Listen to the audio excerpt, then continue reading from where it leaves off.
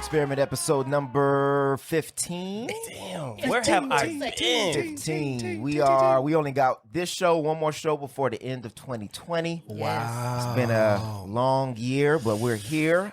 By the time you listen to this podcast, we'll probably be on lockdown. And in Costa Rica. Yeah, we will. Yeah, we'll be on lockdown. It start Monday. Does it?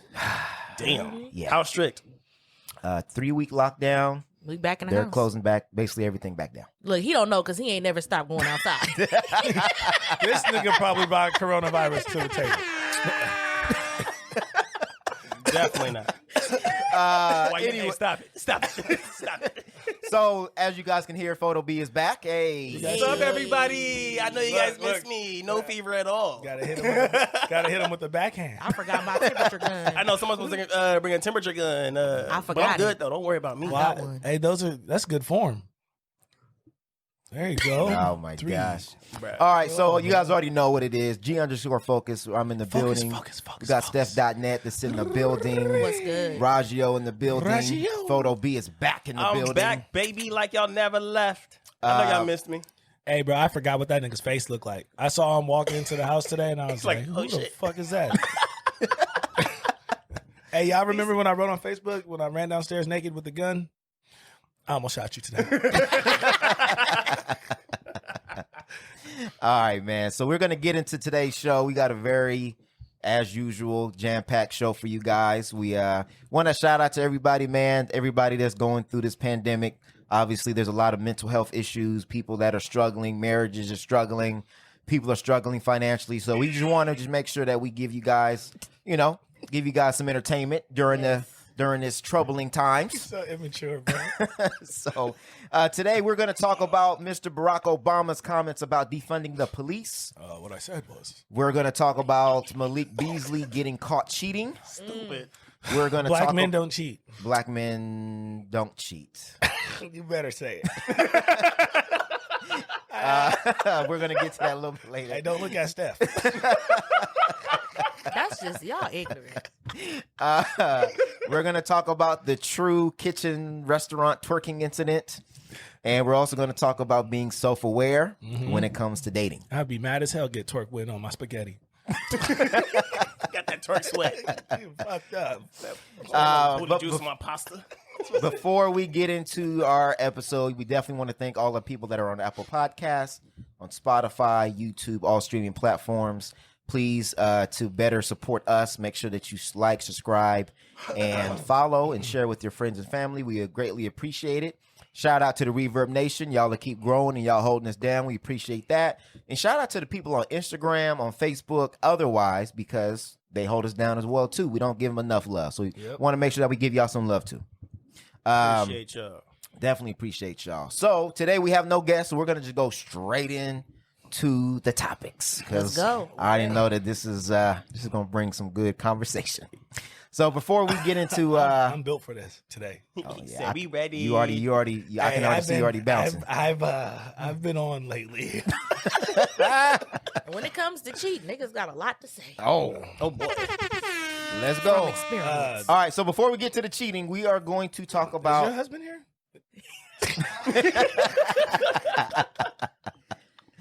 before we get to the cheating, we're It's a going to talk about conversation. Barack Obama All right, hurry up. and his comments about defunding the police. Let's go ahead and breeze through this one. So, Hurry up.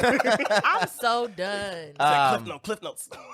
so Mr. Barack Obama was on a special Was it the real? episode or something that was on Snapchat It was- where oh, okay. they were partnering and doing talking about just whatever the current events are, Biden winning the election, things like that. So during that conversation, he had a very interesting quote that has been circling around that has a lot of people upset, and some people that are in support of what he said. So I'm going to read his quote, and then we'll go ahead and give our thoughts, and we'll be able to react because Excuse me. I think it's a very important topic to touch on, which we touched on in Protest and Chill episode number 2. Chill. So here's a quote by Obama. He says, "If you believe as I do that we should be able to reform the criminal justice system so that it's not biased and treats everybody fairly, I guess you can use a snappy slogan like defund the police. But you know you lost a big audience in the minute that you say it, which makes it a lot less likely, and you're actually you're actually going to get the changes that you want done.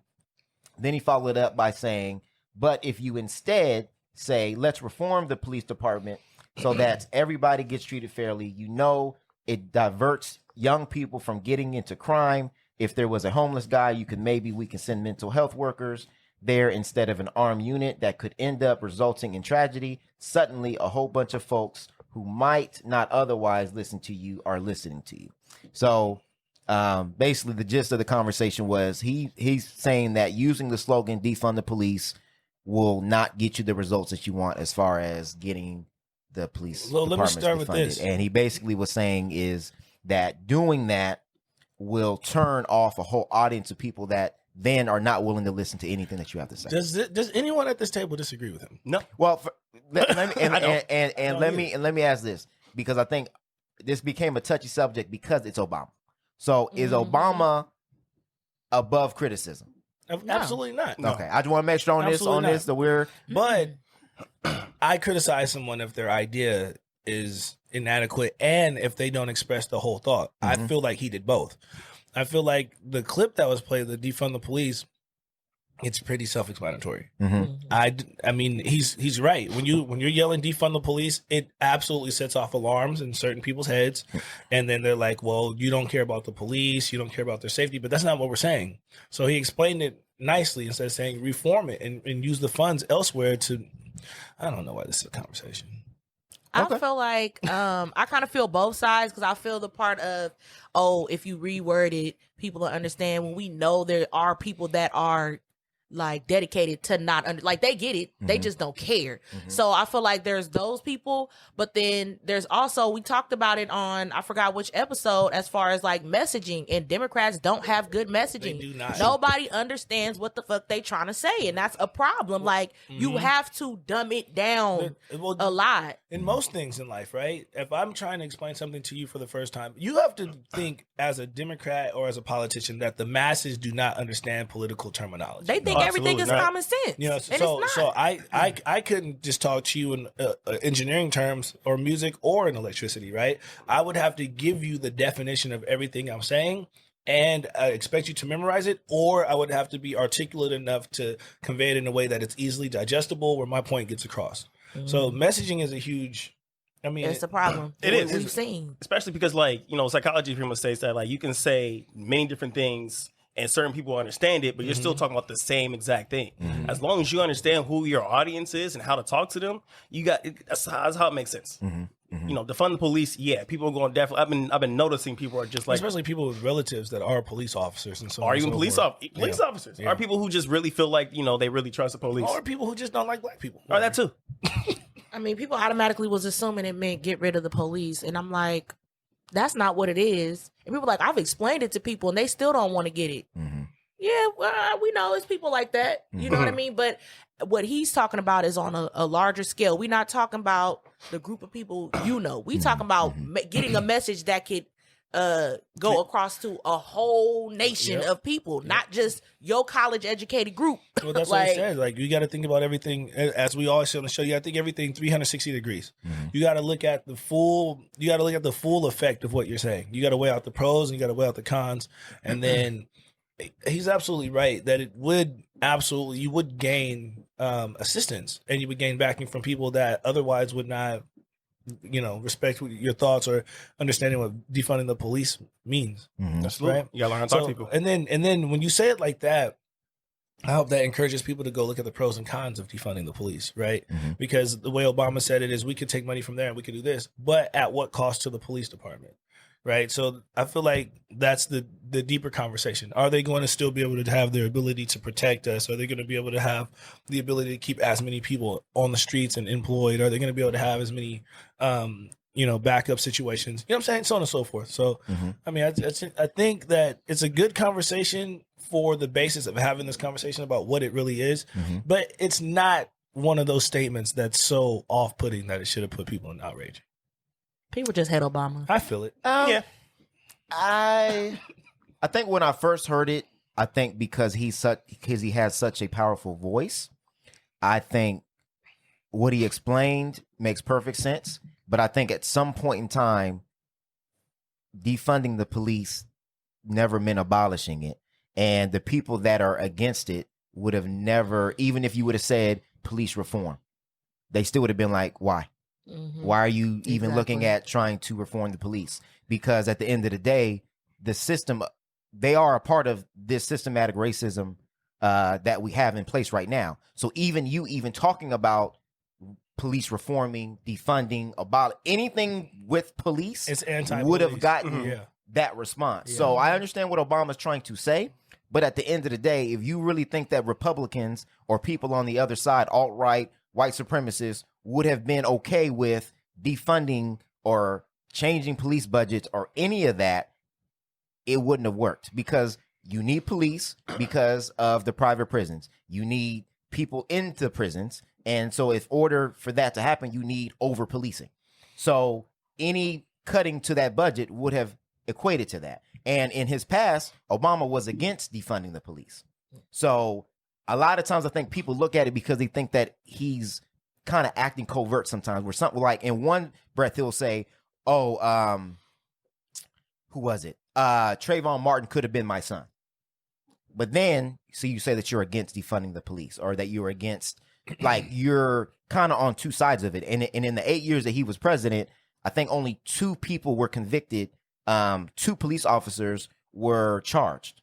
So it was like, you had 8 years. There were multiple incidences that happened with police, and we did not see you. You said some things that sounded good, but then when it came to actually maybe putting some things in motion, we didn't really see. It was kind of more of good sentiment. So is it his fault? You know, we know how the cabinet's set up. We know how everything's set up, bro. If Obama doesn't have, if he doesn't have the House, then those things that you're talking about that may have been good ideas. And I understand about the defunding. He never wanted to defund it, but he basically didn't have the power to do so. He didn't have the backing to do so, number one. Mm-hmm. Number two, I believe that, like you said, it does sound like he's playing both sides of the coin, Mm-hmm. right? But I believe that in this position where he's at now as a civilian, more or less, right? Mm-hmm. I think that it makes more sense for him to be on the side of defunding the police if it's genuine or if it's not. You understand what I'm saying? It's still a message that needs to be out there, and it's something that needs to be considered. Mm-hmm. You Yeah, know? I can see both sides. I mean, obviously, to get I things definitely done, can see both sides. to get things done, you have to be able to work with people for sure. But the people that you're working with, do they want the same thing? No matter how you package it, are they going to back it? I say probably not. Yeah, there's a lot. I mean, most of it, if you look at it, most people see like the police, the police as like, if it's not broke, don't fix it. Right.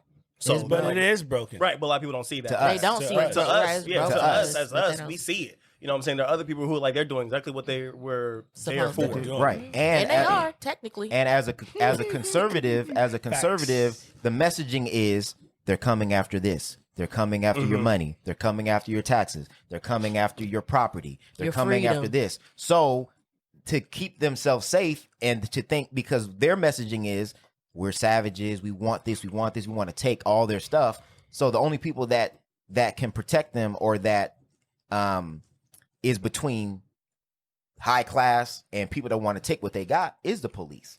So they're never going to say, "Oh yeah, let's take more money away from It them." must be nice to trust the police with your life. huh? Their Oh, biggest man. thing too is that they're looking at their freedoms. That's the biggest thing that I see from people that I personally know saying, as far as they're against government control. And they see all of this as the government, a way for the government to get more control in what they feel like they do on their day-to-day lives. Like, that's their biggest Right. concern. Right. Y'all giving the government too much power. It's like, well, we dying, so we got, you know what I Right. mean? Exactly. Yeah. Certain things that we cannot do. You know, shit. And as a conservative, you want to conserve your way of life. So they don't want to change anything. Right. That's a progressive thing anyway. Mhm. So that's why I think it was kind of troubling to hear that, because Obama that ran his campaign on hope and change and being progressive, then turns around and says, "Oh, well, hold on. You guys need to stop using those snappy slogans, or using so many snappy slogans, because you're going to lose people." It's like, well, you're going to lose people if you want to change the status Anyway. quo, period. Yeah, but So I get what he's saying, but at the end of the day, there's been plenty of people that have explained what defunding the police has meant. on CNN, on Fox, on every single thing. We've even explained it. He's a different voice, though. He's one of those people that supersede the impression that's left from a CNN newscaster or from anybody on the Reverb experiment. I think that you are absolutely correct in that if they don't want change, they just don't want change. Exactly. It don't matter what you say. But I think that sometimes, I think that the messaging is important because sometimes there are those people that we will reach that have their guard up for lack of understanding, which is the majority of the American people. And that's true. It's true. But which is also Democrats. Yeah. There's a lot of Democrats that did not understand that defund the police shit. That's true. It's not just the Republicans that was against it. Well, anytime you say anything with money, Republicans be like, "Whoa." Well, and if they really broke it down, defunding the police would actually enable the police to do a better job. Right. Because they wouldn't have to worry about the 5150 calls. They wouldn't have to worry about the homeless calls. They wouldn't have to worry about those calls will be taken off of their plate. You would have a public safety experts, social workers, mental health experts to do that because they're not trained to do it anyway. Facts. So then that they can focus on actually fighting crime, actual whatever. crime. Right. And because of that, if those things are in place, after a crime has been committed, the police come and then arrest them. So are they stopping crime? Or are they handling crime? They're handling crime. So then the point of stopping crime would be to cut crime down at its root, which is the causes. So right. So if you have a sector that is helping to be preventative, then if you're stopping the crime at the root, then the crime doesn't actually occur because you have people that are helping people with their issues before it even gets there. So again, helps out the police as well. The bottom line is that a lot of these people want to pad their pockets. These police, these overinflated police budgets don't usually go to where they need to go to. They usually end up in pockets where these executives or these police chiefs or whatever end up with these inflated salaries. So like a lot of the people that are fighting it, the police unions are actually funding it and putting money into those politicians' pockets because that is who funds their campaigns. Facts. So really, just like what we said, I think it was on the election episode where Eric said you gotta follow the money and see who's funding what. And if you see a police union funding a candidate, then you already know that they're going to be saying, "Oh yeah, we don't want to defund the police because they're on the payroll, basically." Yep. So that's facts. Facts. You essentially pretty much gotta tell them like all the things that you're trying to do, of like why you're trying to do the reform before we even tell them it's a reform. And it doesn't like we're trying to do this, we're trying to do this. This is the reason why we're going to do this. We're going to bring this in, this and this in. It's going to be a reform. I think that, like you said, at the end of the day, it's about the dollar. Oh yeah, right. So, but we know that. Yeah. Right. The policing business is a business. Oh yeah. Right. And so, basically what Photo B said was just get over. Don't put no blinker on. Just show up. Like, this is what we doing. Hey, like. Well, and if you've seen all of the stuff going on and you still are saying we should not defund the police, that just tells me there's nothing I can say. Facts. There's nothing I can say. You're not on my side. There's nothing I can say. If you saw George Floyd, Breonna Taylor, Sandra Bland, all these things happening, and you are still saying the police should stay the same, there's nothing I can say to you. Facts. It ain't. I told you that's a long time ago. That shit's gonna take war. So that's why I think a lot of people were like, Obama, we're in a situation right now where people are dying. And you're talking about, you have to word it a certain way to make sure that we get our point across. We tired. People are dying. But see, being exhausted of something doesn't mean that you can't find a better way to do it. Facts.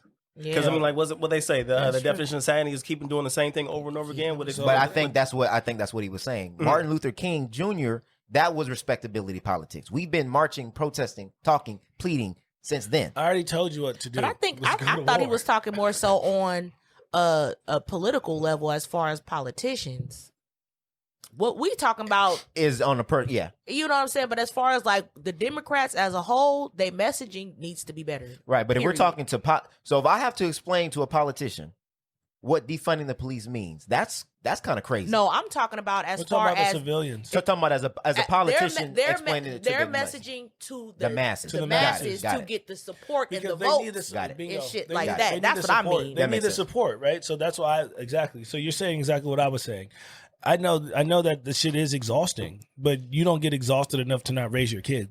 You know what I mean? No, I mean this. I just laugh because some people do. But I mean, That's true. Okay, a good parent doesn't get exhausted enough to die. Like, get out, you're 6. Tired of you. F these kids.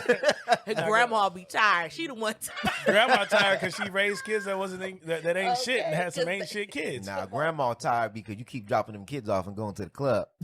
Like I said, grandma raised some ain't shit kids. They had some kids that ain't gonna be shit. Man, but no, but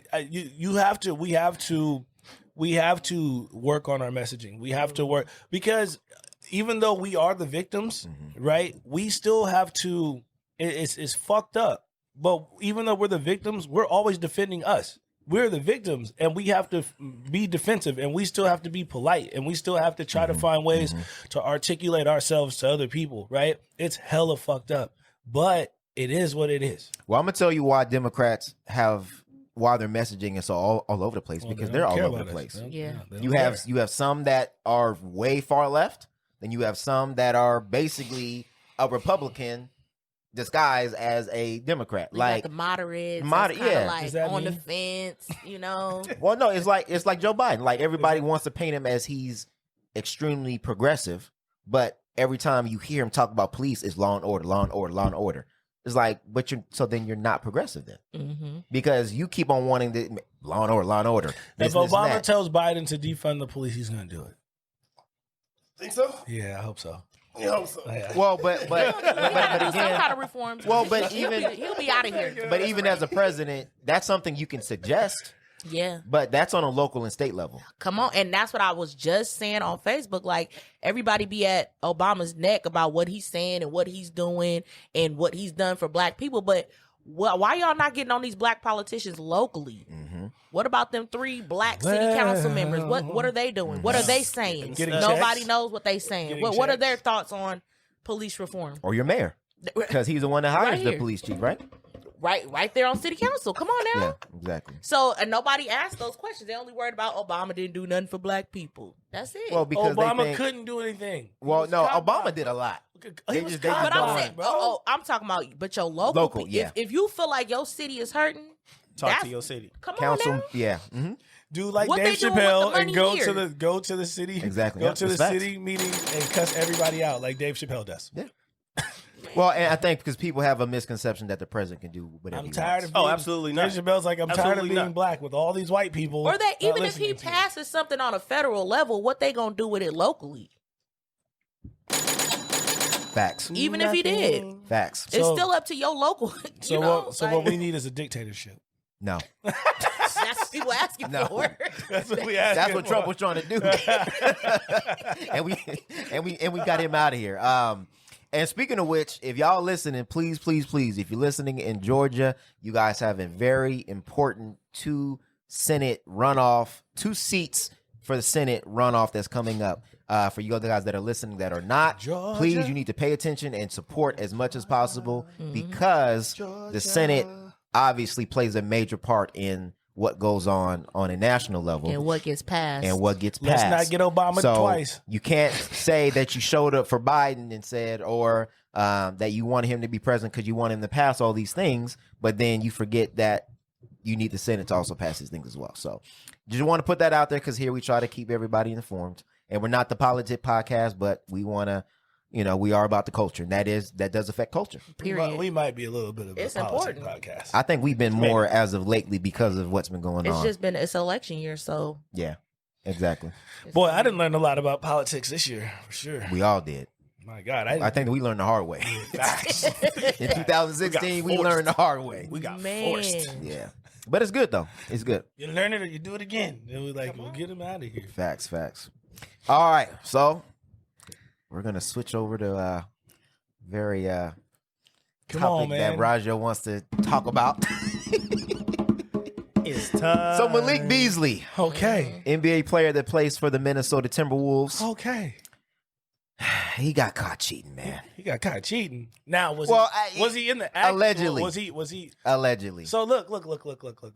I saw Steph.net. Just give me that. because all of a sudden it's allegedly was he cheating, but you said she was for sure cheating on Listen. Scotty just because she was holding his hand. Listen. So I was getting ready to ask. Who said that? both y'all. Okay, we're gonna talk about it. So, before I was rudely interrupted by this firecracker of a woman to my right, She ain't was he having it. caught cheating? He Or was caught. Or was he hands. holding hands? Okay, cheating? he was caught holding hands Mhm. with Larsa Pippen, Okay. which is the estranged wife of Scottie Pippen. They were walking in the mall in Miami holding hands, Oh, okay. and somebody obviously As took friends? some pictures. So when they were asked,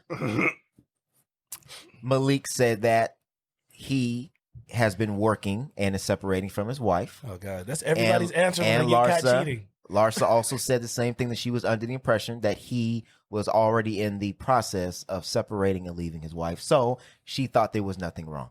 The wife didn't say that. The wife definitely didn't say And that. Larsa's trash, and Malik's trash. So Montana Yayo, I don't know her name. Montana I think it was Yayo. I can't remember. Something. Yeah, let me look it up. That It's woman. it's Montana Yayo. So she found out, like how we all found out, Okay. was On on Shade social Room. media. She was scrolling Shade Room. So she said that she What was her nosy ass. Montana Yayo. Yes. So she said that she was blindsided when she saw the pictures of Minnesota Timberwolves star arm in arm with Pippen during a November 23rd outing in Miami. So get this. She was under the impression that he was coming back home to celebrate his birthday. His birthday was on November 26th, and he was turning 24.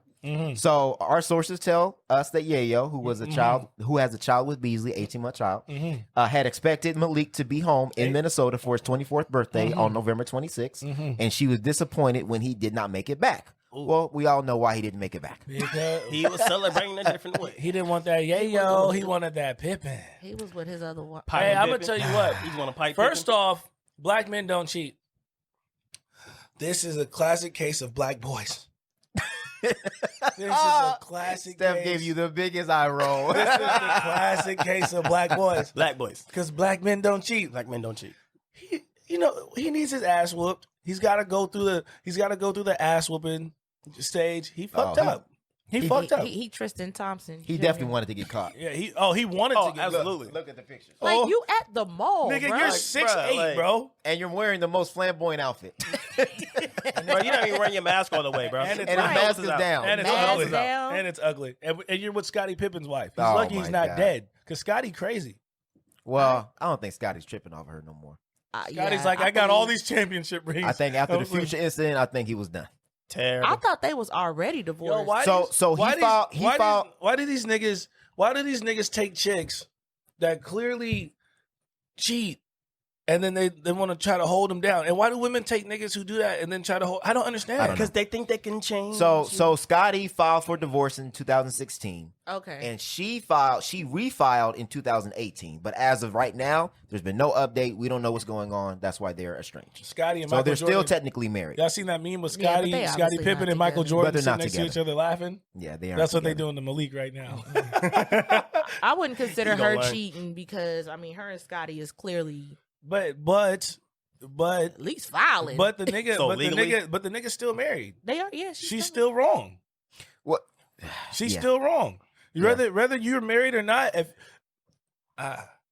somebody messed with your husband, right, and they weren't married, are they not cheating? Helping him cheat? Are they not a part of the problem? Well, I mean, I can only I can't say that she knew or not. But She said she was under the I impression mean, that they were being that separated. she's in a situation where she's estranged from somebody, I would see her believing him saying that. Oh, we're in the process of And she getting a did say divorce. that. She said So, that I they. mean, I can't not believe. I'm not her. gonna say Right. that. I I'm thought not we were gonna the say same that situation. she's not cheating though. She's helping this nigga clearly. All right, No, so I I meant, get you. I I get meant you. she. I Hypothetically, didn't. I I get didn't you. think she's cheating on Scotty. Right. I Okay, don't. I understand. I don't She's know. still a dirtbag nonetheless.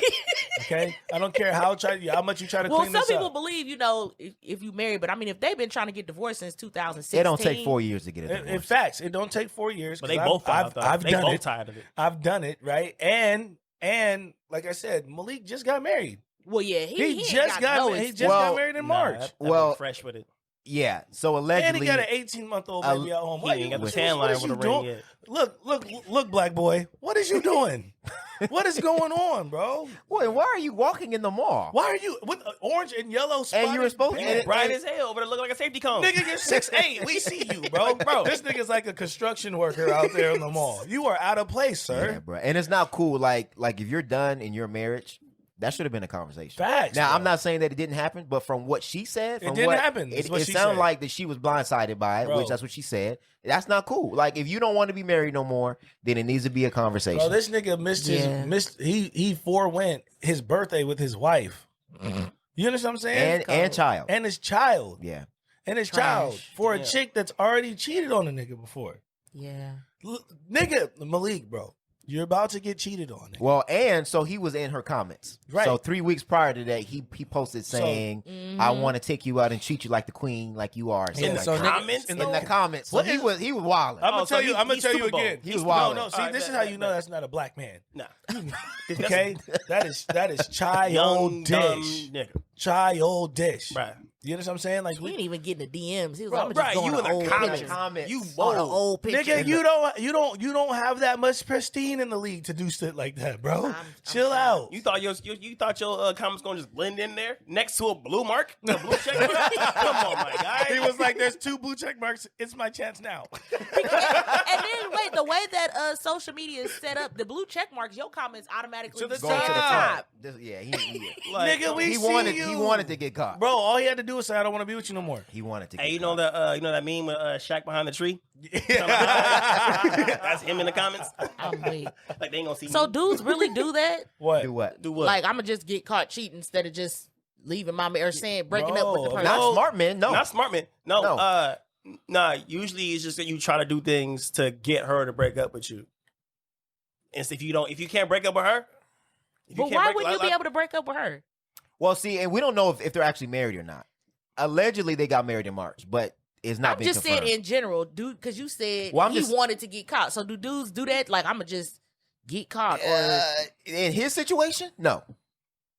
that's I've seen people in situations where the woman would just not get the hint, and they will try all that they can to try to But get. why give I'm a- not Trust me. making. Nah, fuck that. No, I'm No. telling you. This is No, no, no, no. Facebook. Listen, no, This listen, is listen, not listen, Facebook listen, subs. listen, Just listen. Ain't say, play I no don't dance want to loop. be with you no more, Hey, period. Hey, look, bro. give you a scavenger hunt to Even break even up. when we split up in my divorce, we sat down. We had a conversation. No, we're not talking about divorcing.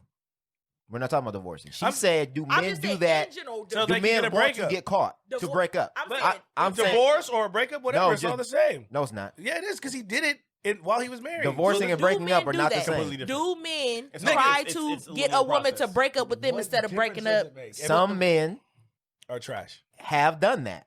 Now, is that in general? Hell no. Nigga, that's weak. But Most niggas is out there trying to sneak a deek until they get caught, bro. Right. What is you talking about? I'm in public. But there's some men. What I'm saying is that some men have gotten to the point Might as well wear a where shirt that says that's not my wife. some men have gotten to the point where they are tired of hiding it, and they are tired. Like they tried to break up and they just haven't done it, and they gotten to the point where they've been sneaking around so long. They just say, you know what? I'm just whatever. It's just out in the open. That nigga's crew neck should have said, "I'm cheating," while he's walking through the mall. Well, that's basically what he did. Dang. So Got a shirt that says I'm not with my wife. This isn't my wife. I mean, but I I'm gonna get that smash maybe anyway. as on a regular level, but as a celebrity, like Hey, bro, that's it's it's gonna just be on it's the just, internet. It's just hyper basic way of thinking. It's super basic. well, and selfish. Well, and he black boy shit. You know what I'm Yeah, saying? hella immature. He should have. That was hella immature. Black For men one, don't- you black have men a don't cheat. child with her.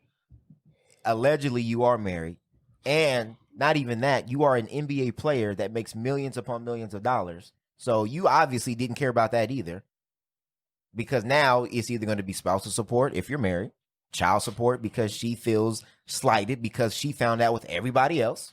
Like you could have, if you were going to do that, you could have handled that way better. Hey, this nigga's you about were, to get drugged in he court. was reckless, bro. He's about to get drugged. He was in the court. comments You finna asking get her out on a drugged in date. court. You finna get hit with the, About to the get- Eddie See, Murphy. that's what I'm talking about. That's why You that's married? why Pippen is so shady, bro. You Well, like, you and then know, on top of that, you knew so this nigga was married. and then so Scottie Pippen Jr., their son, Mhm. Oh God. commented and What said is- that he's just focusing on what, because people were like bringing it to him, and he's embarrassed because he was he's liking a lot of embarrassed. comments that was like in favor of like her being trash. yeah, well, For because what? it's the same woman that was Cheated seen on his daddy. cheating with Future, supposedly cheating with Future. We don't know her side of it. She said she wasn't cheating. I don't know. Nigga, You were I'm cheating not because you were supposedly married. nothing, bro. She did it. Based on Future, not even her, but based on Future's track record. If you with Girl, Future, you he's smash him. yeah. If you with Future, if you was anywhere with Future, you was getting smashed. I'm surprised she ain't got pregnant by him. Bro, Oh, what? Lord. Everybody got pregnant by That him. man Future breathe on anybody. Pregnant. Man, and he won't get a vasectomy. No, he won't. We don't give a damn. So to center this conversation, so we talking about cheating. So we all know that Malik is trash for cheating. Larsa is trash for trying to cover it up. What I also find funny too is that she was posting stories saying, "Oh, you guys need to wait to hear the full story. It's not what it seems." Y'all not Jada and Will. No. First You're of all, not Jada and Will. The first thing that she said, I can't remember exactly what she said, but she tried to allude to the fact that wasn't her. Like, girl, just because you got that mask on, we know that You got caught, man. Bro, Golly. I was too done with her bro, for that. the audacity to not be a celebrity and just be getting smashed by celebrities and think that we want to wait for your story. We're tired of waiting. We don't care. We know we know your personality. We know you out here smashing whatever money grab you can get on, however you can get a bag, whatever. You're not Will and Jada. We're not gonna wait a week for your table talk, okay? I'm so done. We don't care. We don't care. You're Well, not she that about to wrong. turn this into a bag. You think so? Oh, hell Oh, yeah. nigga, what? How? Yes. Hell Because yeah. she's about to. Remember how Superhead wrote a book about all the head she gave niggas and it was super incredible? She's gonna do the same thing. This is how you get you gotta hustle however you Talk hustle. about your memoir. Talk about your memoirs. Yeah. While I was with Pippen, you thought it was just Future, but there was also Man, that's why I said, because like you remember that show Basketball Wives? I'm like, I feel like it's other people. Get some Larsas. They had them same raggedy hoes for season after season that wasn't even with no basketball players for hella long. Like, get some Larsas. But did they get a basketball bag though? Are they living on an NBA salary? I mean, I'm just saying. Basketball is about bring back Basketball Wives. Speaking of, did you hear Miley Cyrus' little sister called the nappy hose? Mm-hmm. Yeah, we gonna get hold on. Before we get we gonna get on that. about that. We gonna get on that. Before we talk about that. So since we're talking about cheating, I don't think we get vulnerable on this show a little bit too much. Do anybody got some cheating stories? I cheated. Cheated when? I cheated when I was a young man. Oh, He was a man. Okay, hold on. So young men Hold cheat? on. Was you a man or was you a boy? Hold on. I was a boy. Hold that story. I wrote that whole album off of cheating. The best heartbreak ever. It wasn't mine. It wasn't my heart. I Hold hate that y'all. story. Bro, that shit going up too. 140,000 streams. People love hearing about cheating. All right, so we're gonna let Jerome Jones hop in the chat. He said that he wanted to add. I'm just trying to. Here we go. He's a professional cheater. Hello, sir. Jerome Jones. You are on the Reverb Experiment podcast. How are you doing, sir? Well, got to turn on that audio. He's looking at you. Jerome. You ever cheated? What, he getting shy now? He don't want to tell the story no. now? We already know that. We all cheated. What do you mean we already know everybody that? at this table is a reformed dirtbag. Wait, what do you mean we already knew that? You never cheated? Everybody at this table. Did you cheat? Speak for yourself. No. Never cheated. Look at me in my eyes. Jerome, are you on here, sir? She's like, it's not hard to look at you in the eye. She's like, I am a woman. I know how to do this. She's like, if I cheat, I take it to the grave like all other women. Y'all just mad because y'all get caught. Oh, see, the admission. That's not admitting. Yes, That's just, it is. That's admitting that y'all dumb. So you guys are smarter because you're better at cheating? We're Wow. How we done? We just don't put that much thought into it. Throw the penis in the vagina and move on. These niggas are like, well, what I'm gonna do is, I'll leave. all right. Oh, there we go. Jerome. Yo, There we go. Yeah, Let turn him up. me turn you up, sir. You on the Reverb Experiment podcast. Thank you for calling in. We appreciate you. Yeah. We are thanks talking for having about. me. Oh yes, sir. We are talking about the Malik Beasley and Larsa Pippen cheating scandal. So we wanted to get some insight from some of our listeners and people on our pod on cheating. Are you a professional cheater, Okay. sir? I wouldn't consider myself a professional cheater, man. I would consider You just certified. that would be drastic. I would consider myself somebody who's in the like a pro athlete. This is like the 10. So professional. Hold on. Turn the Wi-Fi on. That's what I'm doing. No, I turned it off because it's giving me issues. Jerome, you still there? Oh, Yeah, I might have lost him. Hold on. he said, "I'm like a pro athlete." Jerome? Yeah, I'm here. Okay, Nice. perfect. go. That sounds a lot Nice, better. Nice. Okay, cool. So you said you are a professional athlete cheater? Is that what you just said? I would say I'm a pro. I'm weak. I would say I was a pro. I would say I was a pro at it. I would say I was a pro. Was? You Past tense? Was. Okay. Past tense, very much past tense. Okay. So if you had to give yourself a percentage of times you didn't get caught, what would that number look like? Oh, man. 98%, 99%.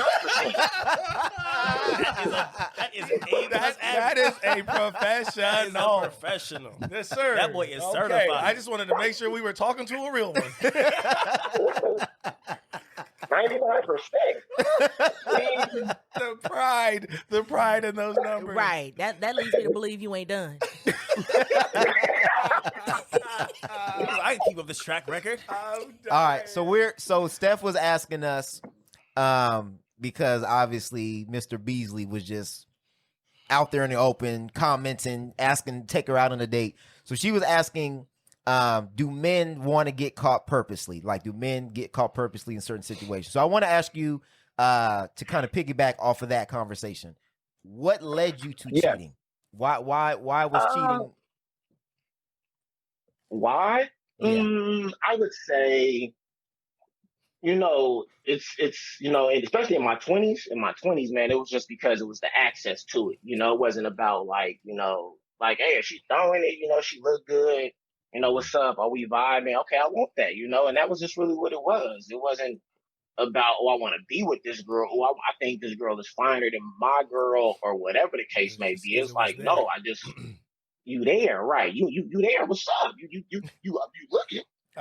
So why am I not gonna speak? Right. Right. Like dude said from what is dude Flex? I want to say Fleet. Flex Johnson is his name, and he says it's from like he was like, I like you And I want you. Yeah. and I want you. We could do this the easy way. The we could easy do way it the or the hard way. hard way. But either way, I'm gonna get away with it 99% of the time. I'm gonna get away with it. I'm gonna get away with it. That's trifling. It is. All right. It's life. Man. So tell us about that 0.2% time that you got caught. The very rare. Oh occasion. man, I'm 0.2%. That small number is from the other girl, running her mouth Contacting to every time. the girlfriend, the other girl running her mouth to my girl at the time, going through my phone, just like stuff like that, And you never made that That's mistake really, again, huh? it was never like, See, you noticed that Say was that like again? 2 times. Hold on. yeah, no, but it's always, those are like the how it happens. It's never like, oh, you get caught in the act. Like, you out and about, I'm at the restaurant, I'm at the bar or whatever, and oh, here come my girl walking in. He's It was not never like like her me. friend. Oh, I saw him somewhere. Like, nah, you not gonna see me. Like, that ain't about to happen. I'm gonna do it. This nigga said I'm Ghost from Power. He ain't gonna be at the mall holding hands and shit. My name's not Malik, and you're not gonna see me. No. And and if I go somewhere, if I do it, like, especially now as an adult, like, now I got the money to, like, really go places, I'm never going to be out in my city. And I'm not going to the freaking watering holes where I'm going to be seen. I'm going somewhere. Hey, I'm fam. going somewhere. Hey, I know you. Away. Man, I know you're telling the truth because I was messing with this chick, and every time we went somewhere, we was in a different city. I was like, but we live here.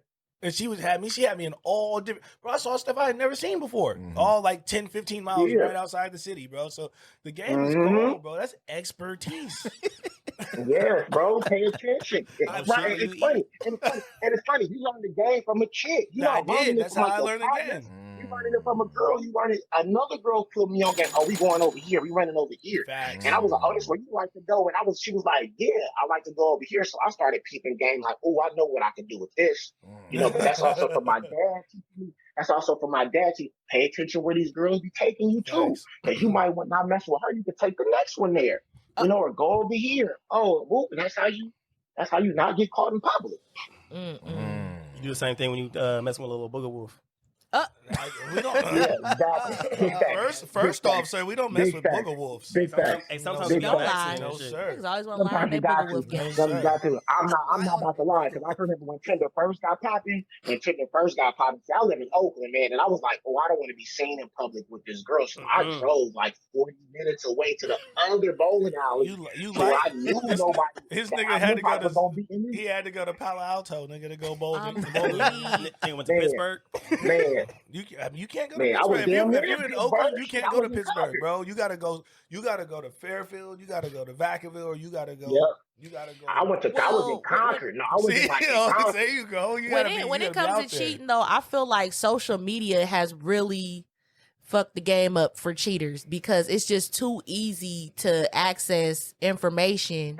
Like, I remember one time we was out bowling and Jerome was with us and I'm just snapping and somebody instantly hit my inbox like, how do you know him? Oh, damn. Who he there with? I'm like, damn. It was somebody he talked to like that knew my cousin, that my cousin seen him on my snap and reported back to her like, bruh, it's hard with social media to really get your cheating on. Hey, Jerome made a classic mistake. He had women from the same city. That's a classic mistake, bro. It wasn't. No, I live in Sac and my cousin live in San Jose. So but the game has changed too, though. Hold on, but the game has changed too with cheating in a sense because now we're in the age of you can't shame women for what they want to do. So now it's like women really just don't care. Like they not gonna tell, and they know you got a chick, and they gonna be like, "So what's up?" Like it's your turn. That's a fact, bro. Like I just said, the person that was taking me way out, bro. She was in her upper 30s. So I mean, for me, for the most part, I mind my business. I ain't getting involved. And older women got nothing to do with me. older women got the game and down older women pat, don't bro. care. They know older women don't care. Bro, I had this. They don't want drama. That's all they don't care about. Look, you can have what you doing, and that's it. I had this chick come up to me, man, and I was doing this job in Roseville. You guys remember when the Galleria burned down? So I was doing the engineering on the Galleria. The lady walks up to me. She's like, "I've been watching you for like 2 weeks." She puts her business card, flips it over, writes her phone number. She's like, "My husband is gone on Monday through Thursday." She said, "You can hit me anytime between then." And I was like, "Yo." He hit the phone like, did you hit her? No, I never hit her. She was. You know, that's old. my question. You tripping. Nah, I never hit her, bro. You tripping. And she was prodded down too, bro. She had the product bag. She was dripped. She would have got you. She could have gave you some gas money, dog. She could have helped out on the credit card. Crazy, but you could have locked that in and got you a free PS5. Man, I can't. Jerome, I don't believe you, bro. I'm not trying to smash. I don't want to smash nobody's wife, man. So that's a good question. So what made you transition from a cheater to a was cheater? What was there? Because he's out of options. Oh, that's easy. I tell you straight up. When you get tired of getting caught up, like you get caught, I got caught up on like some crazy shit. Like especially the last time I got caught up, it's just like you get tired of like going through the same shit. You be like, damn, man, again. And that's one reason. And then two, you just like, man, how many more times do you meet like a cool chick, like really like a cool chick, and she meets like your like what you looking for? Like in my case, got a good like got. I live in the Bay Area, making 6 figures, ain't got no kids, ain't got no lingering ass nigga around her. You know, got a cool head on her shoulders. And you know, come from like got some cool. I done lost that nigga 2-3 times. Hey, listen though. But hold on, let him finish. But that's the thing. So that's the thing. How many more times am I gonna keep meeting that? How many more times am I gonna keep? If I told you I lost it 2 times, right? And I see it again. How many more times am I gonna keep running into this? Right. Now I keep running into cool women. Now definitely I keep running into women who ain't got kids. But now I'm like, okay. How many women got cool? Their inner circle was also cool as well. You know, they ain't like hella overly aggressive. They come from something. Not necessarily like I'm trying to like use them as springboard, but I look at it from a standpoint of like, if I date you, I also date them. So that means I got to deal with their nonsense as well to a certain extent. And I don't want to have to be dealing with, if you're dealing with your baby daddy over here, y'all too busy over here you still shucking and jiving. How many more times am I going to come across that? And that's what I really be looking for. Right. So, and that's what makes me think of like, all right, I got to chill out. Like, I know it's me, but I got to chill out. I got to quit bullshit. So let me ask you this. Have you ever came across, or has a thought ever crossed your mind that you are scared that when you do find the right woman, that because of your past behaviors, that you might not be able to be faithful? No. It's not necessarily about, it's more so about if I'm scared to be faithful. The question I used to do, the thing I used to always deal with, and especially like in my late 20s, Mm-hmm. I was always feel like, okay, what am I missing out on?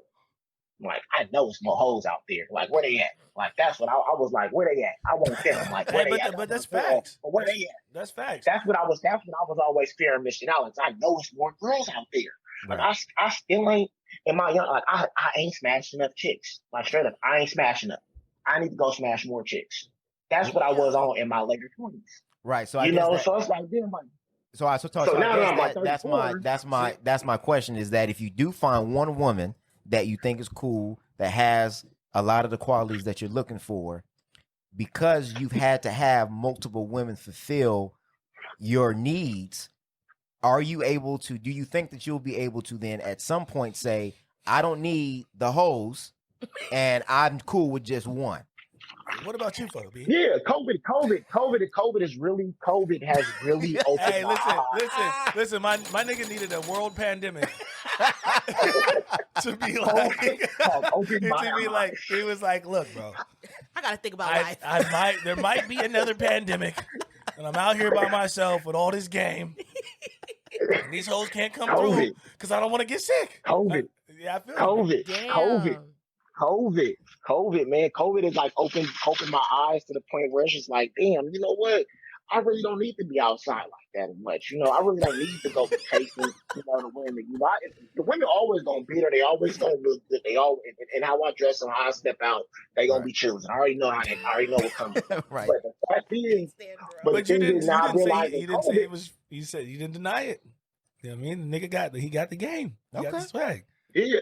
I'm just like, man, like I just realized I don't have to chase as much. I'm cool with sitting in the house. So I need to go outside. But this is what I also realized about myself too. From like with you realize what happened in the last relationship and what you missed out on and what you really need. Mm-hmm. And what I needed was, and this is what I look at Stephanie and Tyson as, because she said, they always say that they got that, like, he is my best friend. Mm-hmm. She's like, this is a friend. We do everything together. We have hella fun together. Mm-hmm. So it wasn't just always about like the pretty girl, the money and all that stuff. I needed to look at somebody who was going to have fun, right? My kind of fun with me. Right. I like to drink, and I don't mean like, I like to bar hop. I like to go get drunk. I like to do all that stuff. I like to go taste new liquor. I like to eat food here. I like to drink outside. I like to go spend that money. Not saying I'm going to go buy at the bar, but I don't mind spending $200 in a bar. Right. So I need a girl who gonna also be, I don't mind spending $200 in a bar. That's what I'm like, cool, you have to have the kind of fun I'm on. I ain't got no kids. Right. So I like to do all my savings, all that other stuff, plus have my fun. So now I'm like, okay, I need to find somebody who can have that kind of fun with me. And when you find that, then you be like, man, shit, now it's on to the next thing. Right. Okay. Man, this nigga funny. Yeah, no, man. Hey, we will definitely have to have you back on. We appreciate you calling and giving us insights into a cheater. I gotta have one more question. Go ahead. Hey, okay. From an ex-cheater to an ex-cheater, what's the most you balanced at one time? How many women have you balanced at one time without getting caught? What's your max? Yeah, your max. How many? Oh, man. In grad school, like, he dropped. Man, he's like plugging himself. He went to grad school. Grad school is it's the number was more than 5. I would say it's more than 5 is less than 10. More than 5, less than 10. Hey, listen. Yep. I'm not gonna lie, bro. That is a hard balance. I would say more than 5. That's a hard balance, nigga. That's an expensive balance. That's more than 5, less than 10. Look, one of my reasons why. That's what I'm gonna say. Because when you in grad school, oh, did he lose? I think we lost him. It's all good. What you gonna ask me? I also wanted to I ask. was gonna ask Beast. Oh no, he's on mute. He's still here. I also wanted to ask him what was when he said he got caught. What was the craziest? I'm not telling my craziest stories on. Yeah, I got to save those for. If he come, oh, there you go. I tell you. Oh, here you go. Yeah. You went on mute. Yeah, before we let you go, I gotta save it for the album. Go ahead. No, I got the two answers for you. So you asked what's the most I juggle? I would say 5 to 10 because in grad school, when you start telling people like you on your hunt, especially when I was on my hunt in grad school, they be on you. They be on you and they give you the space you need. So you don't necessarily need to give them all your time. You give them a little bit of here. Hey, I got some time here. You want this little 2 hours? Cool. I'm like, boom, next one. I got 2 hours for you here. Boom. You know, boom, boom, boom, boom, boom. In grad school, and it's like they was getting that. So it was Gucci. Now you asked me what's the craziest story about me getting caught up. I went to Paris last year. I got caught up on the day we were coming back from Paris. In the airport. In the airport? In the airport. So hold on. So you went to Paris with the chick. With my girl. Oh, with your girl. And then on the way back, the side piece hit your girl up, or what happened? Yeah, exactly that. Dang. So y'all was grabbing luggage, and she was about to beat your ass. She was like, "Get your ass back on the plane." We was on our layover. He was on our layover in Philadelphia, coming back from Paris, and I see the notification on the phone go off. I look over, I look down, I see it, and I'm like, "What the hell is that?" And I look, and all I just see is all the text messages and all this, not the text messages, like all like the conversation. And I'm like, oh my God, like this can't be happening right now. Stomach turtle and everything. My stomach hurt right now. I'm about to throw up right now. Bro, you brought up terrible. So I didn't feelings. like. So I was like, yeah, right. She was like, he saying all. I was like, telling her. I was like, ask her to say this stuff. Like, ask her to screenshot the messages that I sent. And so she started screenshotting the stuff. Pictures came out, and I was like, fuck, yep, that's me. I ain't had He was banking on the Texas getting erased. I was begging on the fact that, but she did lie. She did lie in some of the text messages too, though. That's the thing. That wasn't saying in grace. But she was like, he's smashing hella coworkers. He's smashing all the girls at his job. Oh. And so I had to go find her number. And was like, yo, why would you lie and say I'm smashing girls at work? I was it was like, enough with me smashing you, sweetheart. That's crazy. That's a pro move. Wait, well, my thing is how much longer was the next flight to get home? Yeah, and did y'all sit next to each other? Okay, so 2 things, right? So the layover in Philadelphia was only supposed to be a couple hours. We ended up getting delayed like 8. Oh my God! This was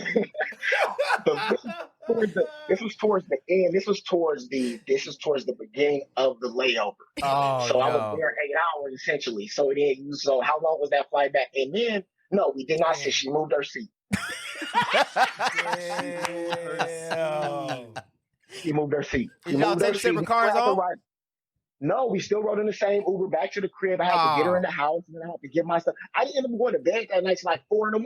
Oh yeah, because she was giving it to you. Oh, bro, it was like a 90-minute conversation at 3 a.m. There's nothing else to talk about. I told you it was me. After a flight back from Paris. Oh my God. After being right, and then so I had to deal with all that. Hey, did she give you the option? She give you that classic option, like, do you want her or do you want me? Did she give you that? No, option? because she asked, and I wasn't happy at the time. Like the time that happened, I wasn't really like happy in my relationship. Like that's one thing I've learned too. I learned to be more vocal about when I am not happy. Facts. Like I used to not do that. I used to just let it dwell up and build and be like, man, and there was a lot of stuff going on in our relationship at the time that caused me to do that. And I should have been more vocal, and it probably could have been avoided. It should have been avoided, you know, but I wasn't, even as a grown man, I still wasn't an adult enough to come to my girl who I say I love and I'm supposed to protect and come to her and say, hey, you not on your fucking shit right again, which is not meant to. See, that's the difference between a black boy and a black man right there. That is the difference. See, that That black boy was like, I'm just gonna cheat. The black man's like, look, you ain't on your shit. You ain't on your shit. Like, you ain't on your shit. Like, Look how hard he's know, saying it, though. He's serious. That's sincere. Yeah, and that's how I feel. And that's how I really felt. And now I'm like at a point where it's like, nah, if you don't, I'm going to let you fucking know. I'm going to look you right in your shit. It ain't going to be no emotion. And I need you to focus on these words. So this is the Oakland pimp side. I need you to focus on these words. I'm going to look you dead. Man, look, man, the biggest pimp on planet Earth is her mama, nigga. Not no black man. The biggest pimp on planet Earth is her mama. Remember that. All right, man. Thank you, man. We're going to give you an applause. Yeah. That was very entertaining. We appreciate you for calling in. Oh, yeah, thank you, man. And I got way more stories. Steph been knowing me since I was, 19? You know, That's I've known her husband since he was like, yeah, so I got way more stories, man. There's the other crazy stuff, too. Not as necessarily dealing with cheating, man, just the game in general. So anytime y'all want me on, man, don't hesitate, man. I'm glad to jump on. Hey, you got that energy like you be hanging out with Tyson and Steph, bro. Yeah. You got that. Man, we used to live together. Me and Tyson used to live together. So that's why Tyson Whore house. Whore house, for sure. Hey, you have no idea. You have no idea. Hey, I'm gonna let you go because I don't want to get Tyson in trouble. Yeah, we don't want to Tyson Jerome over here putting you on blast. Yeah, we don't want to get you in trouble. All right, man, we gonna let you go, and we definitely pray, man. I hope that you do find your queen. Oh, you will, bro. And settle down, man. And because he still got options. Oh yeah, Oh yeah, thank you. Got you. All right, oh yeah, man. Definitely. Thanks, fellas. Appreciate it. Thanks, Steph. I'll let y'all later. All right, for sure. All right, one. I told you, I knew who to tag. Hey, you know who you reminded me of? I was gonna tag Photo B, but then I'm like, he already gonna be there. You know what I'm saying? He already gonna be there.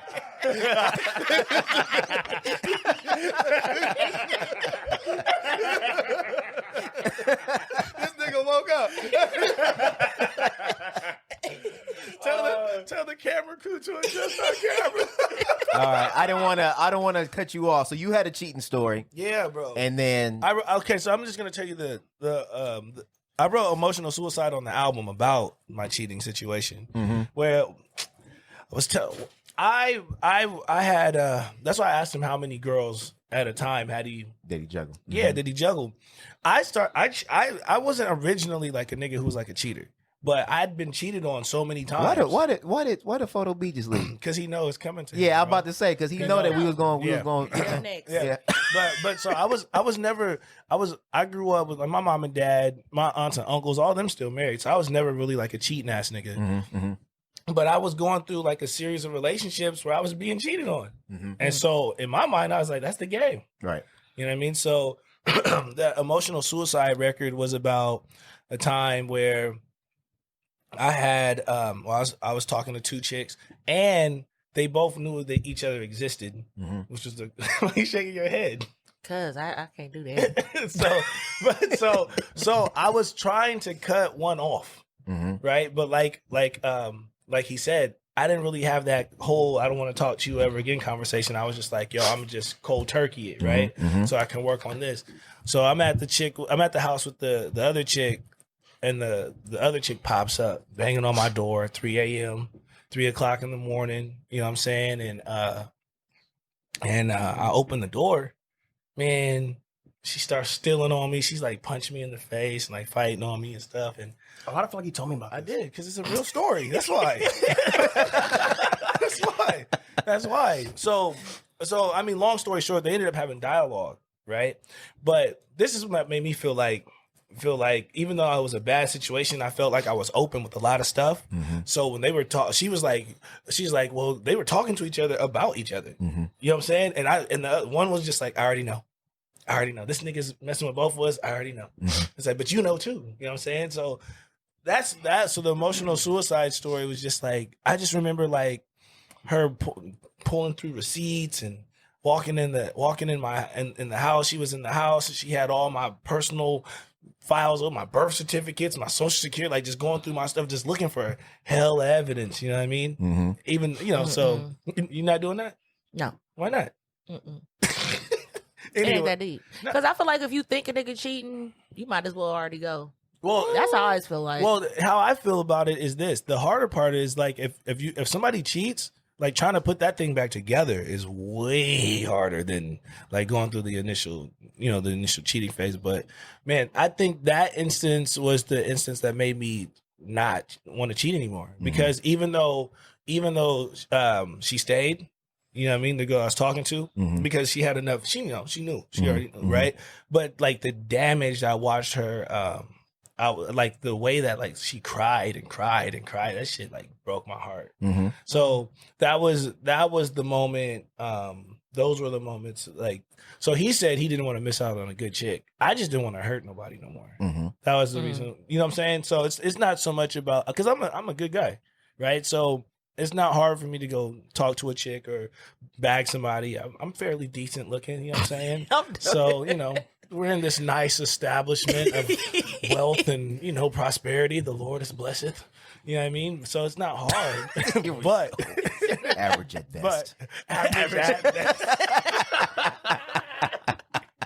So it wasn't, we didn't have the same thought process as, that's why I wanted to ask, like, you know, what was the thought process? Why'd you stop cheating? Like you said, why'd you stop cheating? Right. For me, it wasn't for myself. Right. It was to protect other people from me, because I know that I have the ability to get people sucked in. Right. Because of, you know, shit. Bro, if I bring a chick around and I bring her around y'all, I got her. Right. You know what I'm saying? Because Steph gonna be Steph, you gonna be you know what I'm saying? And then it's the environment that we create, that family environment. My family's good. Right. You know what I'm saying? Right. And I know that. So instead of putting people through those motions and making them feel like they can stay, I just fucking stay away from it. Right. But so yeah. And I don't think we talk about the ramifications after the cheating. Bro. Because how many of us have dealt with somebody that was cheated on? Facts. And then we're not trusted because of what somebody else did. Let's just keep it a buck. How many we gonna go out and do people like that to where they're out there. Now they're damaging other people. So that was me, right? That was me. I got cheated on like a series 3 or 4 times in a row, right? So I'm just like, okay, this is the wave. This is what I'm doing, right? And then think about this.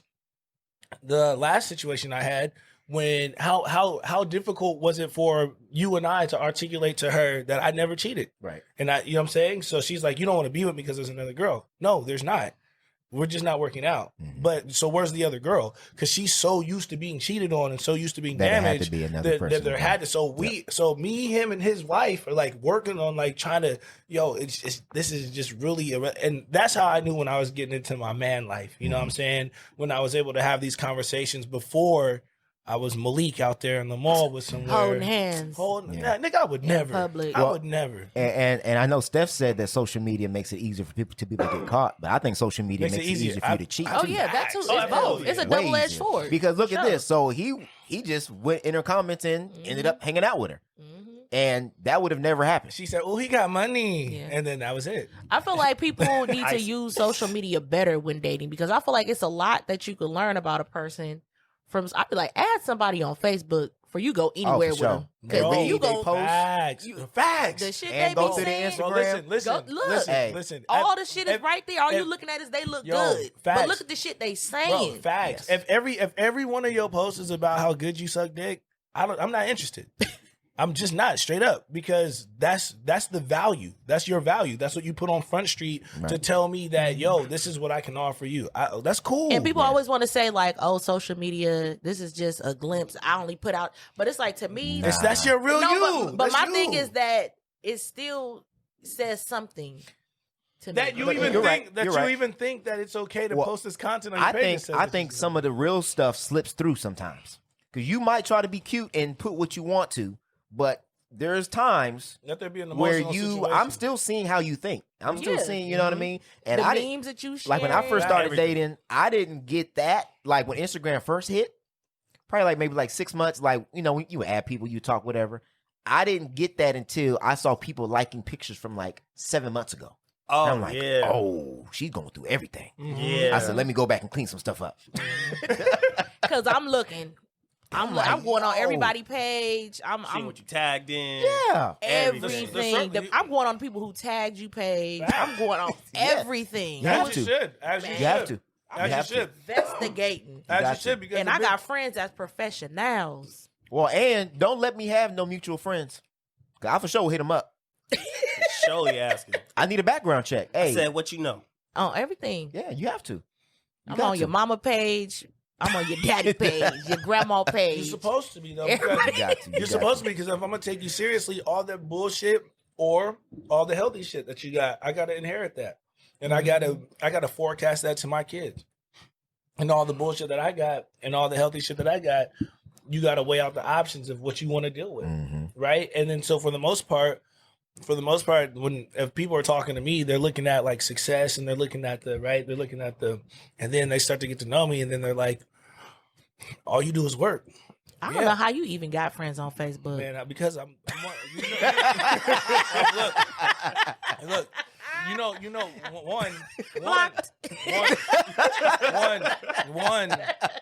one, it's the same reason I'm on the pod. He's day talking shit. One, it's the same reason I'm on the pod. And then two, you motherfuckers be thinking the same shit I think. Y'all just don't write it. Ah, here we go. Here we go. So that's why. Did we just talk about messaging? Oh, Hey, I give all. damn, Steph is on your ass today. I give all. Ain't ready. Look. Okay. She's got some good points. But I've had some of Stephanie's friends in my inbox. Oh, here we go. I'm just saying. Here we go. So the messaging must not be that far off. Here we go. Who we Plus- talking about? I'm not gonna do it. No, we might as well. We on the pod. we No, not gonna keep do it real. Who was I'm it? not gonna do it, bro. Let's do it. Who was it? I'm not. Get this nigga pressing the button. Damn. Let's do it. Who was it? Nah, anyway, I wanted to hear Photo B's cheating story. Oh yeah, the photo be trying to stay real quiet. I've been peeping it. I've been peeping. I've been waiting. He's like, You one already time- asked I've me been what we peeping. talking I already had a couple people like, oh, you know photo B? Me too. We Every all- time. we all done had every that. time, bro. Nah. I just had somebody call me I'm not today, hooking like, nobody up. so they could get their heart broke. They could be the best heartbreak ever, part 2. We gonna I be saying, this is my business. I can't. we gonna investigate and find out who was in Raggio's inbox. We gonna do some detective work. Look, he's still trying to look. No, I'm like, It's- what y'all asking? Y'all want to know my it's quite cheating a few. story? What is your most craziest cheating story? Well, first of all, have you been caught cheating? Yes. Of course, Okay. yes. What was the craziest time that you've gotten caught? It's crazy. Okay, so He got to think through all the. He's trying not to make it Rolodex. sound so bad. Trying to clean it up. no, not at all. No. So I'm at the gym. I get the phone call Phone call from from my girl at the time. your girl. Okay. Right. Mhm. And she's asking, why is such and such messaging me saying that y'all slept together a few months ago? Right. It's always the other girl. Right. So I'm sitting there immediately denying, like, I don't know why she's talking about that. Mhm. Like, I haven't talked to her in I don't know how long. I ain't talked to her in hella long. Right. So hung up the phone, trying to work out. So you Can't. called the other girl? No. Oh. No. It's already too late. I would have right It's already away. too late. It's already I too would have late. right away. Right. So I'm trying to finish my workout. I can't. Stomach hurt, anxiety killing me. Right. I'm thinking it's gonna be all good. I'm He's thinking to gonna be myself. homeless when he get home. No, I'm thinking to this to myself. I'm like, she might send her screenshots. Always. So I'm like, They do. Always. Bro, I even took a girl's phone one time and erased everything that I ever talked to, man, because I knew she was on that. here's the thing. Here's the thing, though. Here's the thing. Though. I wasn't thinking about that. Oh, girls all the way in L.A. Right? Yeah, you wasn't gonna get to the phone. No. It You was no done, way. done. Too late. It was done. You was done. Right? So I went home. She taking a bath. She showed me the message. Like, why would she say that? And she's like, unless it's true. I looked at her and I was like, yeah, it's true. But here's the crazy thing, though. It was 3 days before my birthday. Gift got 3 returned. days before my birthday. Actually, no. She She gave gave a you a better gift. gift. She turned up certain things. Like, she turned up sexually. I don't want to talk Oh, about I this. got what you mean. I don't want to Yeah, talk yeah. about this because you're going to encourage young people to cheat so No, they no, can no, get no. better sex. But it's not always that way, right? Because at the same time too, I don't know if because it was my birthday or if because she found out about that. She's gonna poison you But she later. turned that up. But the crazy thing was, she asked me, "Do you still want to be with me? Do you See, still want this relationship to go?" Classic question. And you I'm like, said I'm yes. like, what I said was, I'm like, why are you asking me this? You're the one that's hurt. Why are you putting the power to me? That's something that you should ask yourself. because she thought it was her fault. That's Clearly, that's why she turned sexually. up. Yeah. And was it her fault?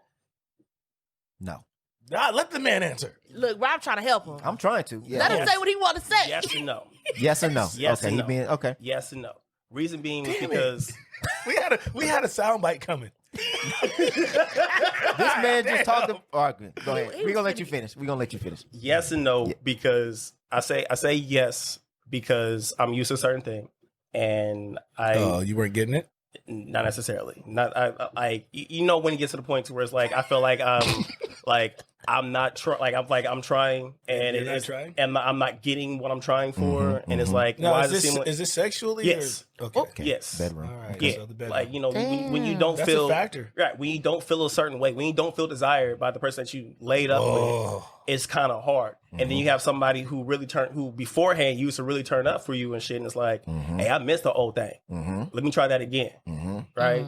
So that was that. That's the truth. Right? That's the and truth. That's why I say it is her fault, but also saying it is not her fault. So you did communicate this. That's where I'm saying it's not my It's fault. still not her fault. I'm saying that's not her fault Because you didn't 'Cause say you shit. didn't because I didn't communicate. See, I had a situation where I think I was telling you. Yeah. Where I had a situation where I was communicating that a lot for like years. And I was like, yo, this is not working. Right. And then it turned into like, I guess like I killed her confidence or whatnot. Cause then she started sleeping with sweats on and she started sleeping with a robe on. I tried to touch her. She would get dressed or whatever. She's like, I'm not even going to try. So then, because you was communicating because that? I was telling her that the sex wasn't good. Like it was not that it wasn't good. It's just not like, you know what I'm saying? Like he said, yeah, like there was just no effort, right? Like, so I'm in a relationship. I know you rock with me, but the reciprocation is not the same. Right. Right. So again, so I understand what you're saying. It's not what you feel like. And then I had this conversation, well, I'm just going to have sex with other people. And then she was like, well, you got to do what you got to do.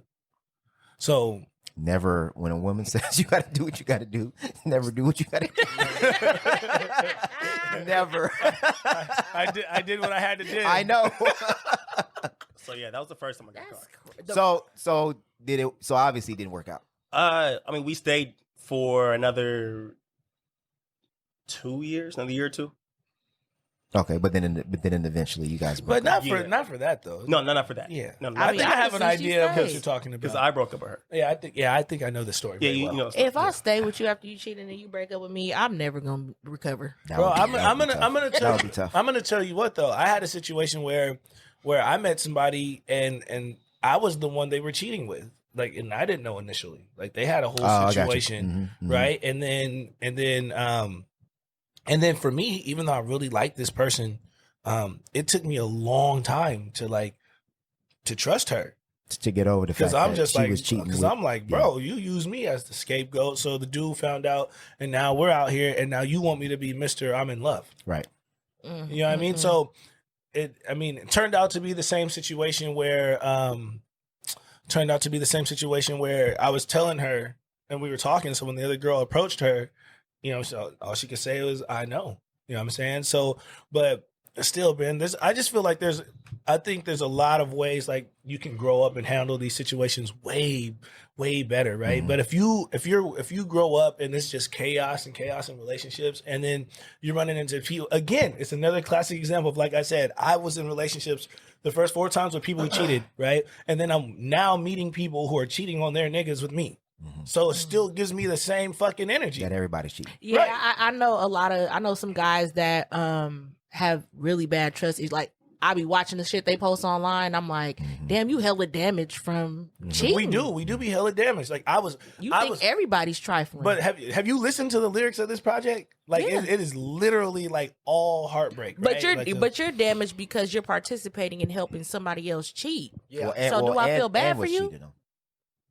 Huh? And being was cheated. cheated. And being cheated And on. was cheated on. Right. So initially I didn't know I was helping someone cheat. Initially I didn't know.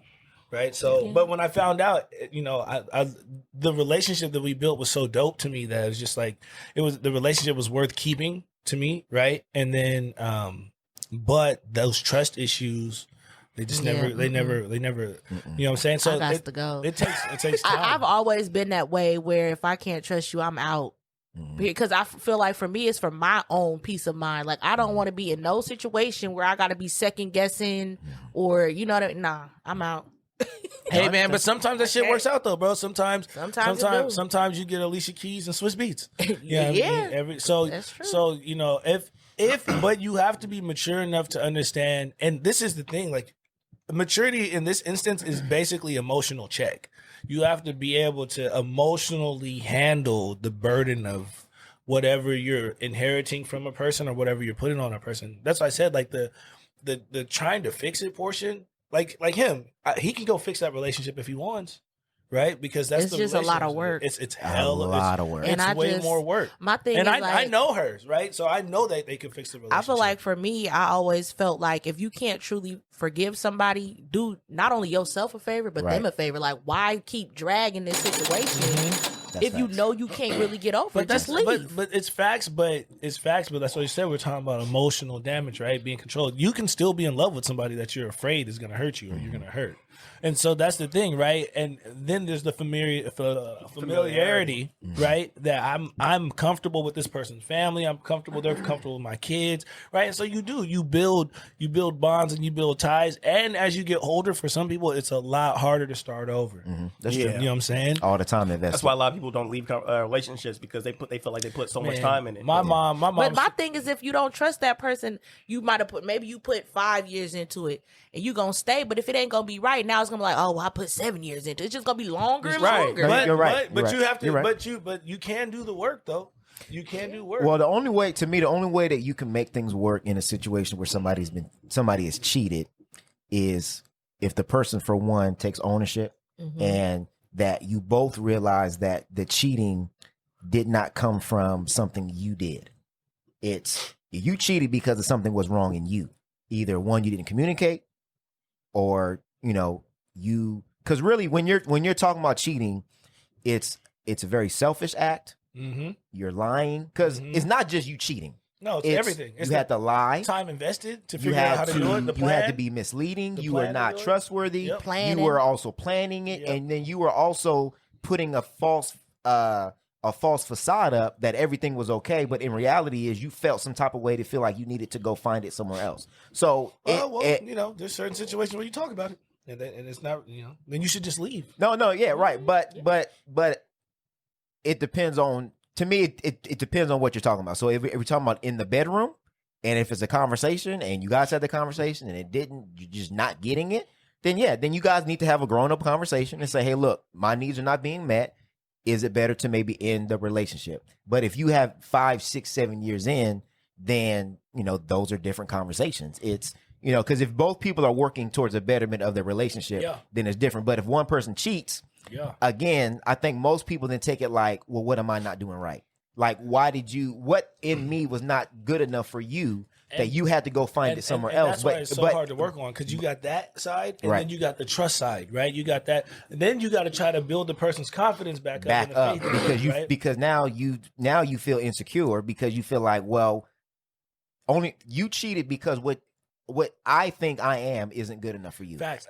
So the only way for you to fix that, to me, is if that person again acknowledges that their cheating was in them. It wasn't nothing that you would have cheated no matter what it is. That's why I asked them, do you feel like that if you've needed 4 women in the past, could you then switch mentally to say, oh, now I'm cool with just one? Because you got 4 women because you wanted a piece of every single one of those 4 women. Facts. So to me, I think it's unrealistic. I feel like it's more dangerous in I just cheated because they was there. That's more dangerous than I was looking for something. You know what I'm saying? No, that's true. Because maybe I was looking for something. Now I found it here. Right. But if you just cheating just because the it's opportunity, there. That's true. Shit. Well, even then, even then, the opportunity always gonna be there. Right, and especially with social media. So that's what I'm saying. Mentally, how do you go from that to then I'm monogamous? I'm one woman, and I'm turning down all these other opportunities that are around me at work, social media, when I go out, at the mall, whatever. Yep. How do you mentally do that? Because obviously COVID may have reset your thinking, but when the opportunity presents itself again, are you going to then say, "Oh, no, I'm okay"? I just think honestly, with that, I think like people need to be more open with having a conversation of polygamy. Because I feel like think about it. Think about it. I know a lot of people are actually a lot more willing to do polygamy if it's actually brought up. You know why? Because they have misunderstanding. No, they're willing to accept that because they understand that this person might cheat on me anyway. That too. And I'd rather know. I'd rather know. Come on, man. Let's talk about it. Let's talk about the truth about it. I've had the conversation recently. Of course, because you wanted more than one chick. Ooh. She just wanted more than one Photo chick. B? Polygamist? Well, here's the thing though, because like I That's actually the been told. headline. I've You been, see the gun on his neck? Bad. Polygamist B. No, because like PG. like I've had the conversation with somebody a while ago, and they were saying that I probably end up being good at it because of my attentiveness, my understanding, and how much They love. told you would be good at Yes, polygamy? yes, Oh, I've been told. damn. What they're saying know is, that. this nigga, you're gonna cheat on me anyway. You might as well get another couple girls that I know about. It wasn't even somebody. It's thing though. Like it wasn't even somebody that, like I was even talking to like that. I would never tell you to be a polygamist. Never. I would never tell you that because I don't give a shit what nobody says. If you're fucking with multiple people, you can't love everybody equally. Can't. There's no possible way. Well, here's the thing though. It's not about. It's not a. It's So it's a business transaction. You have your It's own. either- Everybody, they each have a special bond. Either I'm just guessing. either it's a sex transaction or a business transaction. checks out. Or both. When it comes to it, when it comes to relationships, especially when it comes to polygamy, it's really comes down to understanding everybody.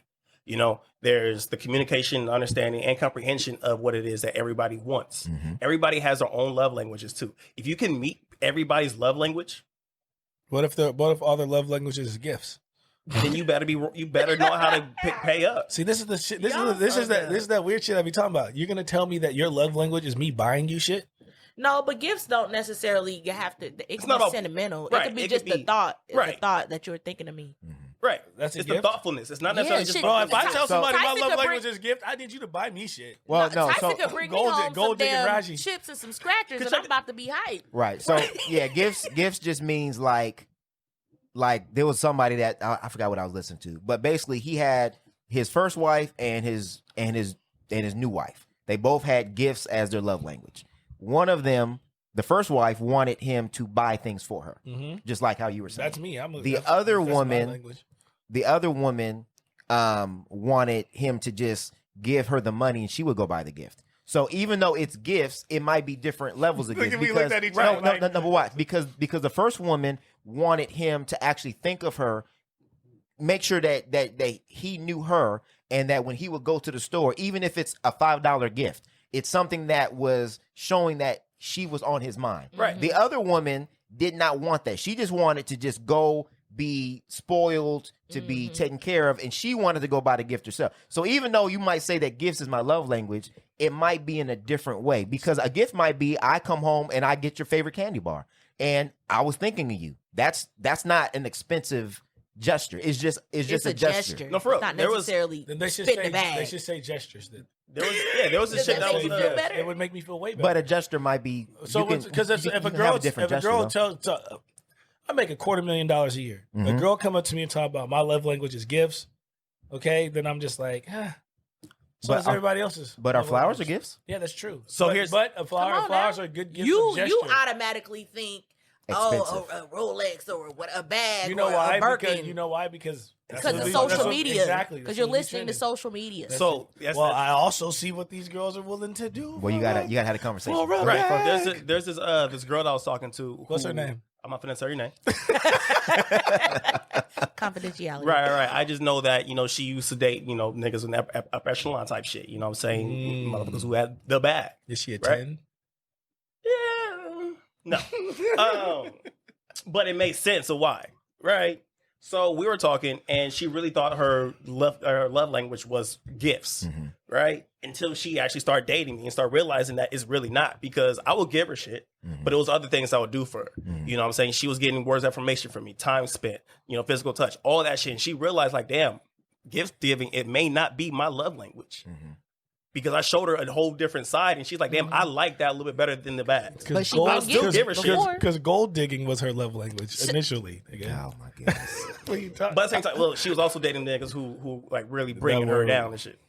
They were buying her really good gifts and Giving her weighing gifts her and down. just bringing her down like a mud. That is sometimes the exchange that people take, even Yep. for men or a woman, right? Yep. So some people It's are a like, transaction. some people are like, well, you got a lot of money, I'll deal with your bullshit because my life, materialistically, I look good, right? So I get it. I Yeah. could never. These I'm conversations sorry. be fire as hell. Be by the fire. I way. couldn't. Yeah. My love language is acts of service. Period. Yeah, so is mine. Bring me a Walter, babe. But just be thoughtful. Step in, help. Like I don't understand them super women that be like, I do everything. Girl, bye. I'm that, bro. I'll do the laundry. I'll cook. I'll clean. I'm a pleaser in a relationship for sure. I think like for me, acts of service. Yeah. I mean, I'm really because I kind of enjoy like.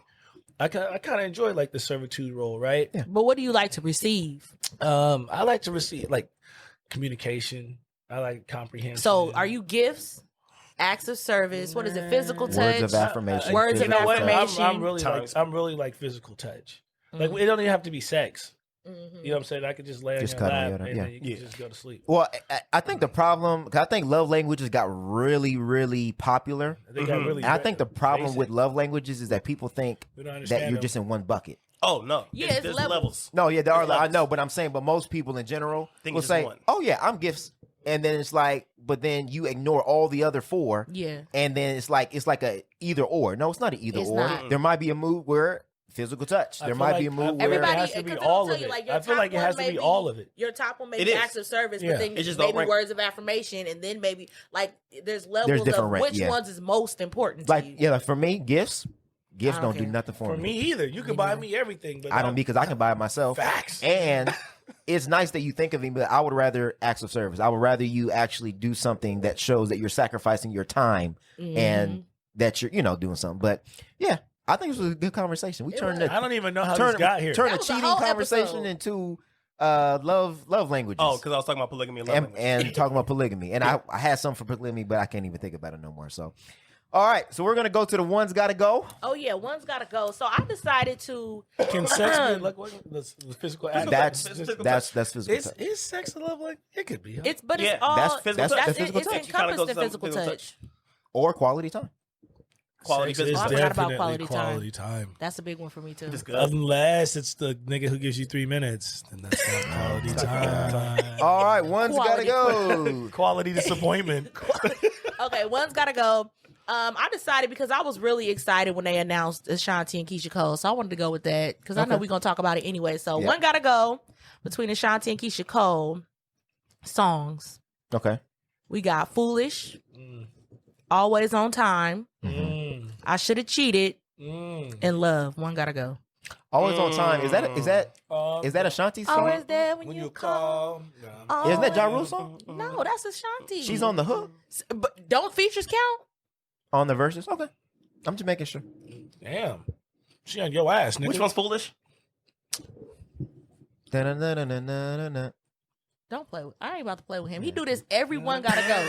Every time. It's the biggest. No, my heart can take no more. I keep on running back to you. That's okay. I mean, since we talk about cheating. Hey, I want to do a lyric breakdown. We got to break down some of these lyrics. I've been listening to all these old songs. I'm like, what the hell are you talking about? Yeah, that's true. Like Mario Winans. Oh God. I don't want to know. You don't want to know? Yeah, nah, bro. Some niggas don't, bro. Man, look. A lot of people are on that like. Don't ask, don't tell shit. Man, look. A lot of like, anyway, what I don't know don't hurt me. Please. That damn herpes gonna hurt you. No, I wanted to get it again. Foolish. Foolish, Always on Time, I Should Have Cheated, or Love. One has to go. Yeah, one of those has to go. Love, I Should Have Cheated. Foolish, Always on Time. Always on time. You getting rid of Always on Time? I'm not a Ja Rule fan. Foolish, I love. I can't believe. You know what? I can't get rid of Love. I'm sorry. I got to get rid of Love, man. I got to get rid of Love. I love Keyshia Cole, but I can't stand that song. You crazy. The way she sang that shit? The way she sang it is fine. The way she the way everybody else sang it. I didn't like it. That was the ghettoest note of life. That was a ghetto run. I couldn't stand that. Bye, Love. Get out of here. I'm good. Disrespectful nigga. She's from California. I know she is. That ain't got nothing to do with Honestly, the song. I think I'm gonna have to go with Love too, because I Should Have Cheated just hit real hard. Man. When you say I was out, like that shit hit. I hated going on MySpace and hear that song on people's pages. I was next. Back when she had that red on the bottom with the blonde on the top, everybody was doing that. The ombre. That was the anthem. Love. You getting rid of Love too? Fuck no. Oh. I'm getting rid of He said always on time. Photo B. Always on time. Always on time. I can't believe y'all. Yes, you can. I like It's Always okay. on You Time. be It was a alright. good song. You be It alright. was. You be alright. Maybe that when you call, baby. You don't like Ja Rule? Nah, bro. I love Ja Rule. I think if you would have picked like an Ashanti song, I'm trying to think what other song she has. She has some bangers. She got bangers. So I guess we can go ahead and transition into the Yeah. verses, right? So Who y'all think win? internet wins again. Hold on. So this is the segment that we talk about the hottest things that are happening on the internet via Twitter or otherwise. So we're going to go ahead and pass it over to Steph.net. It's going to talk about the topics. Babe to Let's serve us some go. water? First and foremost, Serve us some water. Keisha Cole versus Ashanti obviously was announced. Who y'all got winning? And that's happening December 12th. Next Saturday? Yeah, next Saturday. It's going to be lit. in Oh, my they're living doing it on room. Saturday this time? Because usually it's a I thought it was Thursday. a Saturday. Yeah, 12th because the Saturday? 5th, yeah, a It's the Saturday. 5th, so So it'll be happening, in between It'll be our in episodes. between. Yeah. Yeah. Who you got winning? I got Ashanti. Because Ashanti. I think that feature wise, Yes, sir. that people don't, we always forget about features. And I think she's going to pull at least one or two songs that she's written that nobody knows that she wrote for. Yep. That will be like the surprise. I have the exact same logic. Yeah. Mhm. Exactly. Because, I be writing for people and people don't know I wrote those songs. Yeah. So, I kept saying, I was like, do she get to do I'm Real since that's technically Yeah. her vocals? you know I what think I'm so. saying? Them was her- And she wrote the song too. Man, if you just look at the impact that Ashanti has had versus the impact that Keyshia Cole's had, it's Well, Ashanti, man. That's Keisha's like- had a really big impact, and she does have bangers. But I'm not saying she doesn't have That Murder Inc. run. how many songs did J-Lo take from her? Keisha Cole. No, she from took, she took a I'm whole Real. bunch of them. She took the Jenny? No, not Ain't That Funny. Yeah, that one. That one. She took that one. She took a couple songs from Ashanti. So Ashanti and got did she write Jenny on the Block? Because that was during that Murder Inc. run too, wasn't it? she may have. I don't know. I have to. I'm gonna look I'm that about up. to do my Googles on I'll that tell one. you what. I feel like Ashanti got it in the bag. I do too. But I think it's gonna be. It'll be I close. think it's a It'll good be close, matchup but though. It'll be close. I don't think it's going to be as close as we think it is. I don't think so. I think Keisha got a big following Yeah. that we don't because she was on reality TV. She don't got an Ashanti. I think she got the same following as Monica. All the unhealed and Oh, broken, here we damaged folks That's my that following. love all. That's my following. I Here we mean, and go. they Hey. loyal. My following is they're just like sing to us. Well, I'm 'cause just it's- like, Bruh, so yes, that's sir. what I'm saying. Like, I feel the same thing with Monica. Like, everybody was like, man, because Monica, I'm like, bruh, just because you got a PhD in toxic relationships, everybody was not feeling them songs as hard as you I'm was. telling you, I'm Photo B. Yeah, I think I have to give it to Ashanti just because just the features alone. Mm. You know, a lot of times features will win. That's Well, true. some people try to discount features like, oh, she had to go to her features. Yeah, but I did it. But they count. I If did they that hits, work. I did they that count. work. If they hits, I'm If they- going to the features. Because That's what they try to do to 2 Chainz. Because if we're on the show and they only playing a verse, my verse counts. Right. But 2 Chainz, I think they did it to 2 Chainz because he played like 12 or 13 features. And it's like, we want to hear your catalog. And I think, That is a That problem. is But- my But the catalog. features hit. no, I'm not saying the feature shit, but what I'm saying is for verses, the features do count, but for the majority of the songs, they should be from your catalog. Right. I think he was just in a bad matchup. Him and Ross, that was not a good Yeah, that was the matchup. worst matchup. Ross got a deep catalog. And Ross- he didn't play, he said he purposely did not play his 20 best because he wanted to go again. That's how deep his catalog was. Damn. Yeah. Boss. That was a bad matchup for Chainz. Ross Yeah, is a but I bad just feel matchup for a like- lot of people. Yeah. You think so? Fuck yeah, Ross got a catalog. bro. His just everything he does is like pristine. So if you play some ratchet or some trash, and then you got to listen to a Ross song right after, it's just like, damn, bro. I was in a fucking Pinto. I'm in a McLaren now. I think Ross should have went against T.I. That would have been a better I matchup. feel like Ross will murder T.I. I don't know about murder. I think that would be Oh, close. yeah. T.I. got You some. gonna put some respect on T.I. Yeah, now, I even know, though I'm he not ignorant. disrespecting He T.I. ignorant, No, I know what but- you're saying. Maybe But I'm not just hella saying, recently, it's not but- the first time he's been wrote off in the verses. Yeah. Yeah. Well, it was going to be T.I. versus Jeezy, but obviously the other I'm Gucci kind of came- glad that didn't happen, honestly, because It was better that it happened. wasn't- though. We wouldn't have had that Gucci moment. I wasn't really Nah. excited about it anyway because the matchup just. It was a better matchup for But them, they too. another matchup is Dre versus Diddy. That's rumored Rumored to to be getting ready to happen. Boy. West Coast Ooh, yeah. versus East Coast. I'm riding with the West. Riding with the West. I don't have no But choice. this is like the hardest Bro, one. Diddy got wrecked. See, Right, but what here's the does thing, though. Diddy? What would count? What can Diddy play? Recently, nothing. Because Recent- is no. it anything from Bad Boy's label, 'Cause or is it only stuff same thing that for Diddy Dre. has produced? What? Well, I would assume that it'll be stuff that they produce too, Diddy because then produced that'll a lot put of Diddy records, in the bro. running. But if it's just Bro, that's hard. I'm I don't know. gonna tell you right now, just off of the Kendrick Lamar and the Game and 50 Cent and Dre's catalog, Eminem, he went in, Hey, there's nothing with See, him. but Dre didn't touch all those records. It doesn't matter. Those are his production companies, his Look, production. But that's what I'm saying. So does it count if it's under your label or to have stuff that you have actually yeah, produced? but I would say stuff you produced. but I would say this. So then that would cut it. But I know for sure that Dre has M features. He's still He has Game records. He has 50 records. He's got Kendrick Lamar records. But you He's can go got to and then he Diddy. can still go He's back got- to the Death Row he's got bag. That's true. Snoop. He got I mean, Pac. my God. Let me Bro, ask- come on, let me bro. ask Then you you got Oh, Biggie, God. Mace, 112, Locks, Total. Yeah, Let me- but out of all those people you just named, you got Biggie and Mace, and then we already saw 112. Jada. We already saw. No, oh, yeah, but Locks, those are still, Jada- those are still Jada- his. yeah. Loon, Black Rob, Shine. Ooh, Special Shine, Delivery that was my song. blood. Special Delivery. that I Need a Girl run that he had all them R&B records. I mean, Yeah. plus, Ooh, it's gonna be good. Oh, what's First the- Train to Paris, Night Train to Paris. yeah. The whole thing, bro. making the you can even throw what's it called? Danny Kane. Day 26. Day I mean, 26. Ooh. Shit. Let me ask y'all this. Mary though. J. Blige, bro. Mary J too. Yeah, Let that me- R&B Faith hit, Evans? That Faith? R&B hit different. Carl too. Thomas. Carl Thomas. Yeah. He got goddamn I changed my Deborah mind. Deborah Cox. Let Yeah, me, he did a couple. Got everybody. Let me ask y'all this. Who invented the remix? Did he? Yeah, did he? Yeah. He He the invented king of remixes. the Craig Mack? Oh, remix. And it used to be real remixes, not Real just a verse remixes. added No, on. no, no. It'll be a totally Whole different new record. beat, everything. Like he came into the studio, was like, "Hey, I like this shit.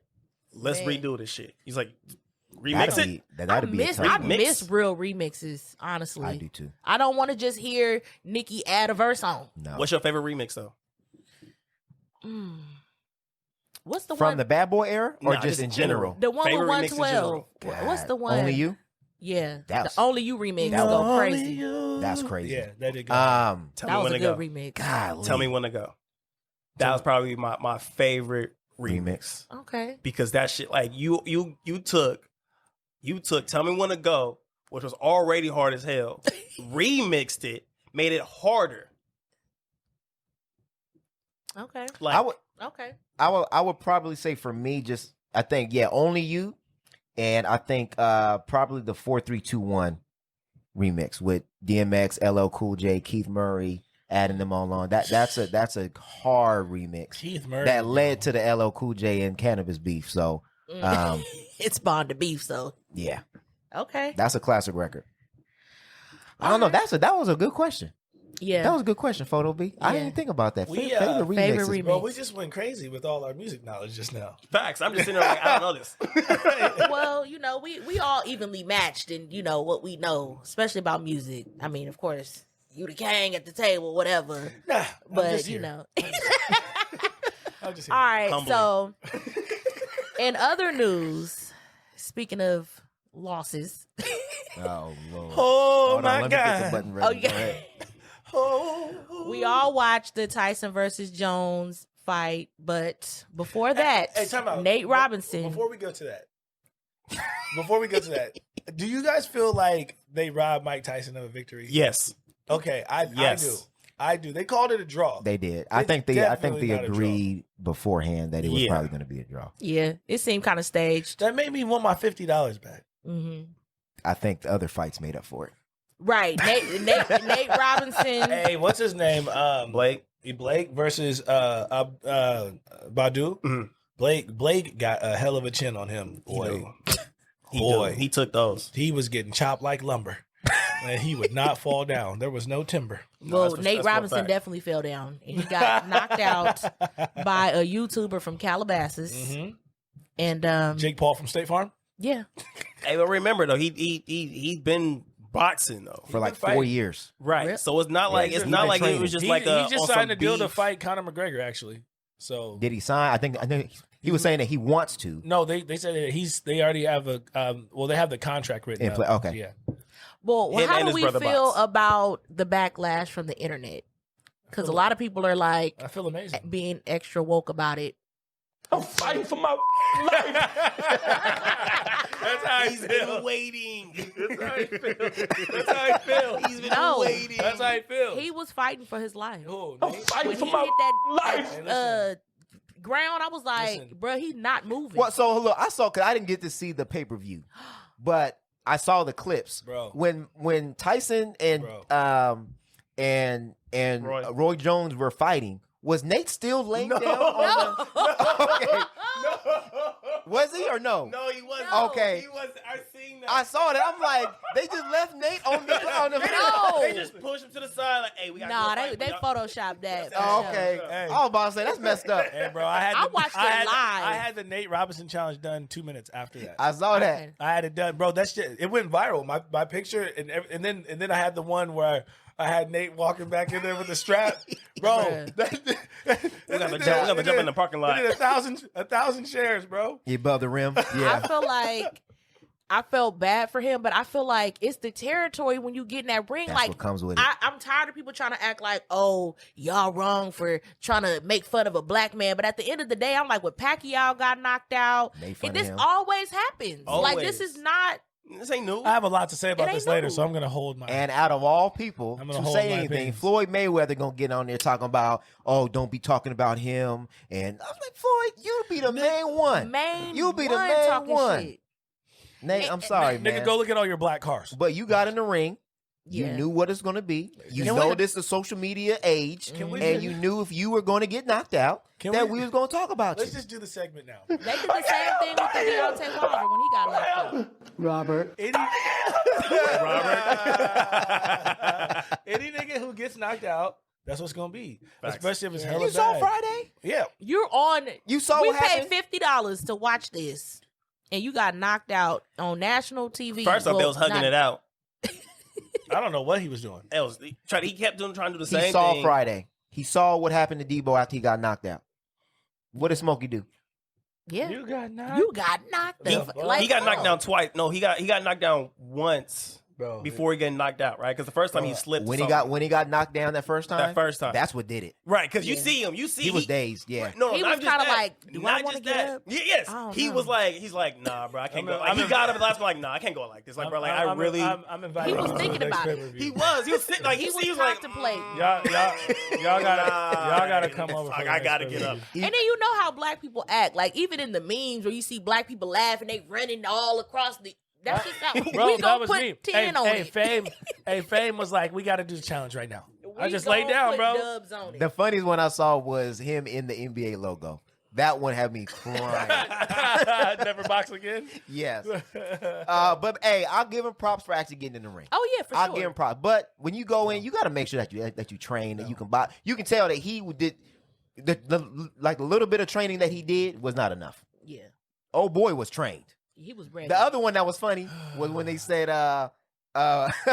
prior to knocking him out, he said like and subscribe my channel. Yes, I was like, oh my! When I didn't even know he was a YouTuber. I didn't know either. I did not know that. And then when he started plugging his album and shit, I was like, oh, this is embarrassing. But he took boxing. You can tell that he takes boxing. takes it seriously, yeah, he takes it. definitely. He ain't just playing around. I ain't mad. What's next? What we got next? Oh, up next, man. Look. Oh, I got the clip. Hold on. Oh, you got it? I got a clip for that. For the, okay, Go ahead, yeah. go ahead. So Give us some next background. up, we got twerking. Twerk win on $50 salads, basically. So True Kitchen, what is it? True Kitchen and Cocktails. They had I don't know what kind of event it was. I don't know if this is what they do on the regular basis, but they had a DJ at their restaurant Playing Throw That Ass in a Circle. playing Throw That Ass in a Circle, and Yes. they was serving Henny slushies, which is like Oh, my ratchet God. Gatorade. So I'm like, To set the when you said Henny you slushies? gotta set the scene. when you set the scene up. Henny Yeah. slushies And throw that ass in and a throw circle. that ass in Throw a that ass circle. in a circle. What did you think was gonna happen? And women got up on furniture and was twerking. They had already been asked prior to not, twerk or whatever. Allegedly three Allegedly, times. they had been asked three Look at his front of times. his face. And go ahead and play the clip because the owner came over and went Owner off went on off. everybody.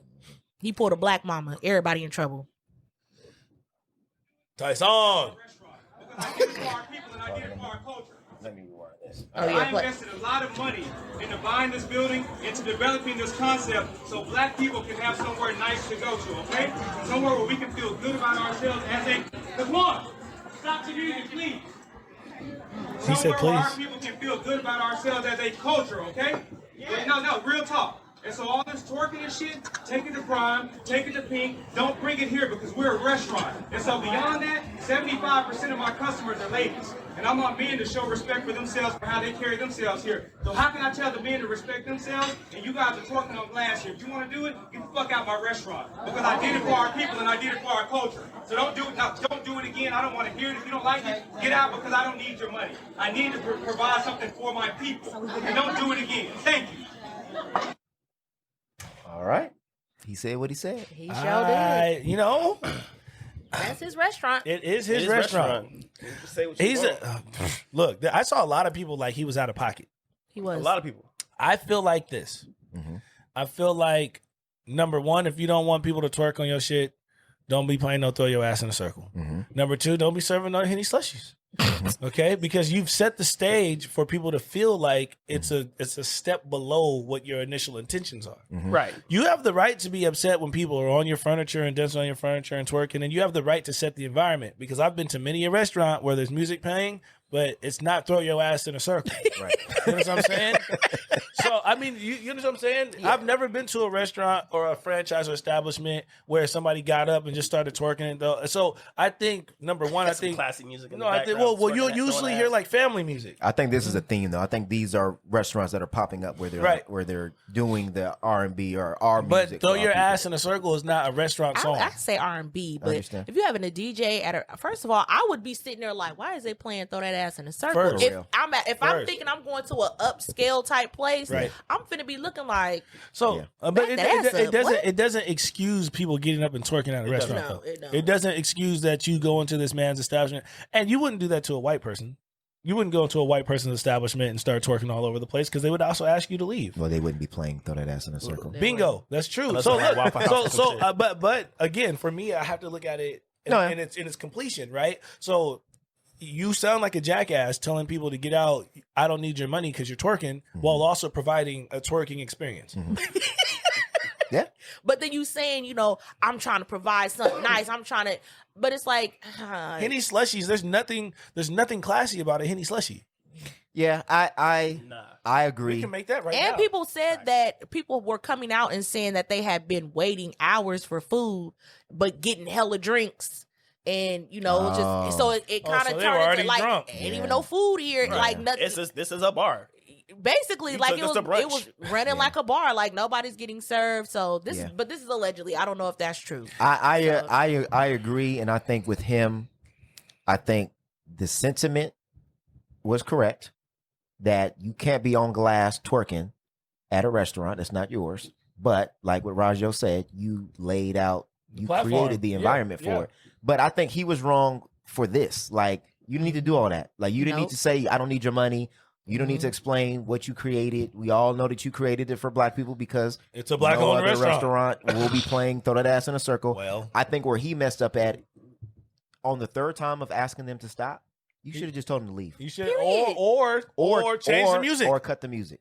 Period. That's easy. Facts. Change the music. That's what I would have did. And then you should have came over and said, hey, I know you guys are having fun because you guys Bingo. have not stopped. Bingo. Either you leave or I cut off the music, and done it discreetly. You didn't need to do it. And obviously he didn't know I'm nobody just saying, was. as a business owner, that's how. He Right, should yeah. do it. And obviously he didn't know nobody was recording it, but there was other people in that building Not that just the heard people him. that were twerking. So as a business owner, that's not how you conduct yourself. Period. You should have just told him to leave. I would have just told him to leave. Yeah, I would have said, hey, that's it. I told y'all 3 I've asked times. you on the third time to stop. You guys have not. So now we're going to ask you guys to leave. Yep, I'd like to ask you to leave. That's But he could have. first off, hire a DJ that's got some luxury shit. If you're gonna go have a restaurant where there's some rap music or whatever, there's a whole Rick Ross catalog where you can feel luxurious. You know what I'm saying? So magnificent. You know what I'm saying? I'm so But it does. It makes you feel like you're on a cloud. Like, nigga, this is my Nimbus. You know what I mean? So, but there's ways to do that. Then you got the '90s R&B that'll make you feel good. Yeah, there's a whole lot. Throw of that music ass in the playing. circle, and then being mad when people are throwing ass in a circle. or fire the DJ. My thing is no matter. I feel like no matter what's being played or served, you still shouldn't be twerking. No, yeah, totally. agree. That's kind of how I feel. I agree. But I also feel like That's what I said. Like I feel both sides of it. If it was a But white person's restaurant, they wouldn't have done that. But if it was white people cutting up, he wouldn't have talked to him like well, that. not unless because would, I've if you seen would. restaurants where they can't twerk. I would. Like that one where they're Yeah. throwing the napkins and that little boy's in the Yeah. back down getting it. Yeah. If that's what your establishment is, then hey. It's cool. Because when I'm coming into your restaurant, I know I may see some twerking.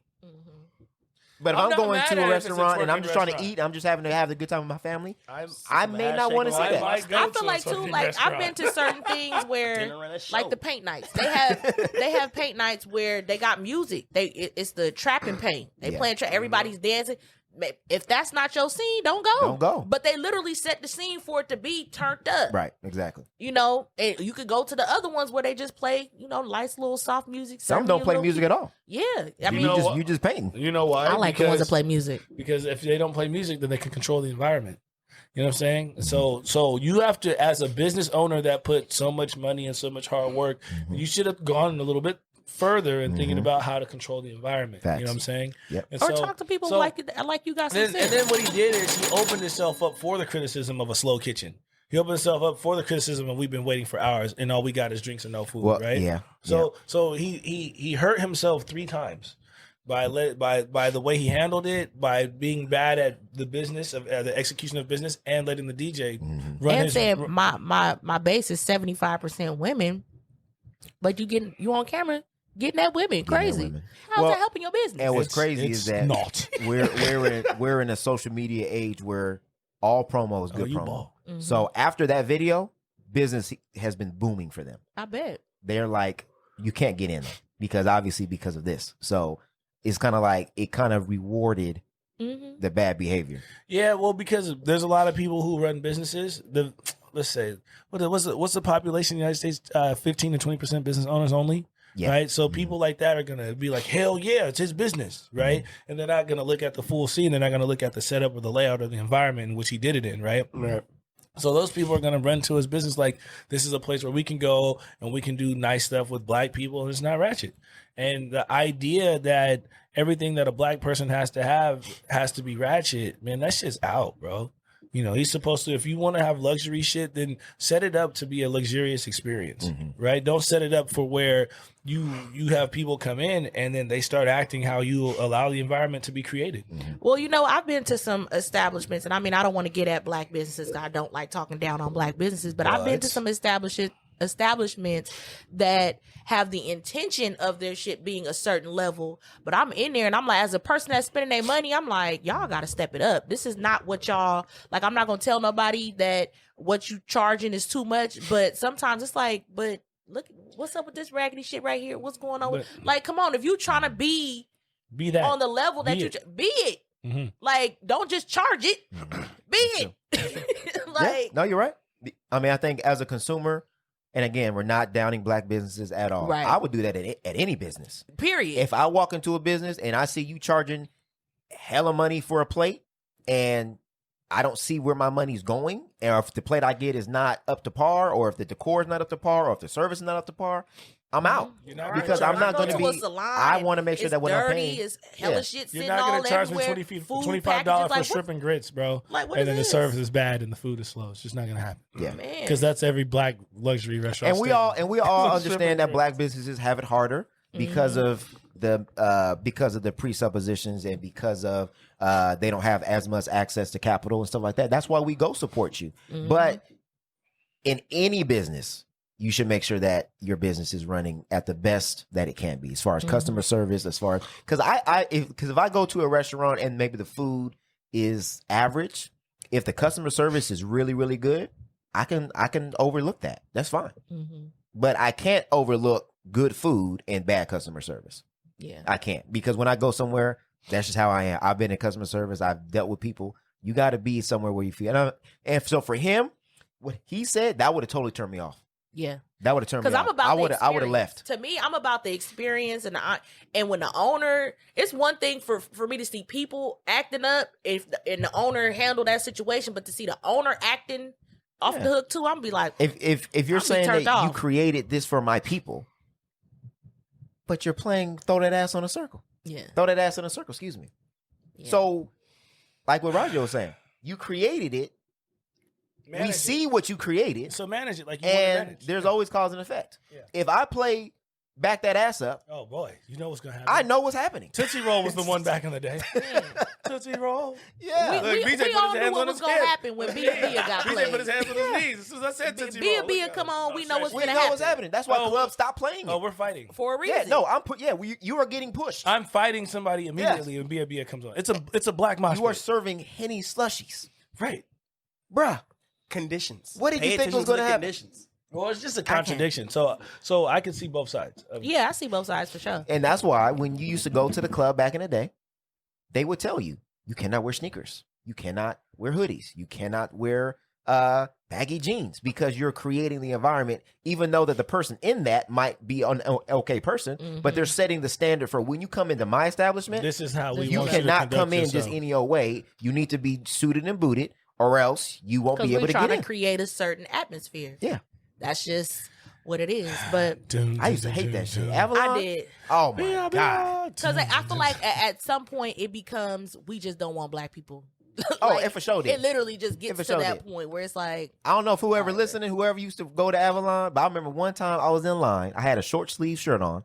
It went like a little bit past my elbow. Guy said, "Oh, you can't get in." I was like, "Why?" He said, "Because your sleeve goes past your elbow." I said, "Are you freaking serious, bro? For real? You just don't want me to be in there because you think black people gonna cause trouble." Mm-hmm. But I was back there next week because it was exclusive. Yeah. And you was like, whatever they got in there, I need to get in there and see what it is. Because I saw the women in line. As a business, if you set the standard, people will try. They will obtain the standard. Mm-hmm. They won't, You're supposed to, though. Because no one is going to value your business at the level that you value your business, right? Right. So if you got a ratchet-ass DJ, you're going to get a ratchet-ass response. A crowd. Because even if you book talent, you know what type of crowd they going to bring. Facts. Yeah. So that too. So, and if they've been drinking Henny slushies for an hour and you haven't given them no food. Nigga, it's time to turn to TU. What do you think's going to happen? TU. Ain't doing nothing else. Yo, because when I book my events, I mostly book R&B, right? I book because I know that I'm gonna get my age range a little bit older, a little bit younger. We're gonna have the 20-somethings and the 40-somethings, and we all gonna be compounded. But I know that these niggas is gonna be in there with a chick, and the girls are gonna come with the women, right? Mm-hmm. And I don't have to beef up the police security for for an R&B event. Yeah, if there's women there, men will act accordingly, right? Because they don't want to get kicked out, right? But if there's a whole bunch of niggas in there, we might as well fight. You never know what's gonna go down. Yeah. I saw that nigga on the gram. Like in Vegas. Well, I ain't gonna say that. Most successful clubs in Las Vegas usually they charge you. First, the women in. You had to pay so much to get in, and you see the beautiful women in there. You're not fighting Andreas. You're not. Not unless you're just ignorant. Yeah. But no, you're not paying $100 to get in, and then or more get in there to fight. You not. I might. You not. That's true. That's Dre, true. hell nah. Yeah. If I get in Dre's, I'm in there. If we gonna have hey man, look, we can handle this outside after. But right now, I'm about to hug up all these. You see all these women? Hey, look, I can't believe you want to give a man this much energy right now, sir. Exactly. You see all these women out here? Right. Hey, bro, just give me a second. I'm gonna handle this. I'm gonna go talk to them. Hey, matter of fact, I'll give you my phone number. Right. I'll text you right after. I'm gonna take a shawty home. I'm gonna send you my location. I'm gonna go home, bro. And when she leave in the morning, I'll call you, bro. We can fight. We can fight then. You feel me? Right if now, you still mad. Well, speaking of women, oh god, good-looking women. Oh god, here we go. Or not. Do you know what was bruh's name? Do we know his name? I don't know his name. I don't know his name, but there was a video that surfaced of I think he's a relationship consultant, and he's also a tech. He's a tech entrepreneur as well, I believe. Okay, but he was consulting with a young lady, and she was giving her standards, and he basically told her, you ain't good enough for your standards. I got the clip. Go ahead and play that clip. Bear with us. It is a pretty long clip. I hate you. Hey, little shorty, you ain't good enough for your standards. Scammers. Realize. And man, I honestly want a 6-figure guy. Is what I'm realizing. And ma'am, and that's my point. You ladies all feel like, listen, you ladies all feel like you're the exception to the rule. And then when someone like myself comes along and gives you a dose of reality, instead of just accepting it, it's like, yeah, but I'm special. You don't know any men on this level that are not your father, that aren't related to you. That means you don't know these men. You don't know where to go get them. You don't know what they want. But you're still saying, pick me. They don't want mid-30-year-old baby mamas. I'm trying to be polite, man, but they don't want those. Can I ask you a question? Did you hear what I said? Did you hear what I said? Why is that so? Okay, go ahead. Okay, go I ahead. just told her. All right, go ahead. Go ahead. He gave up.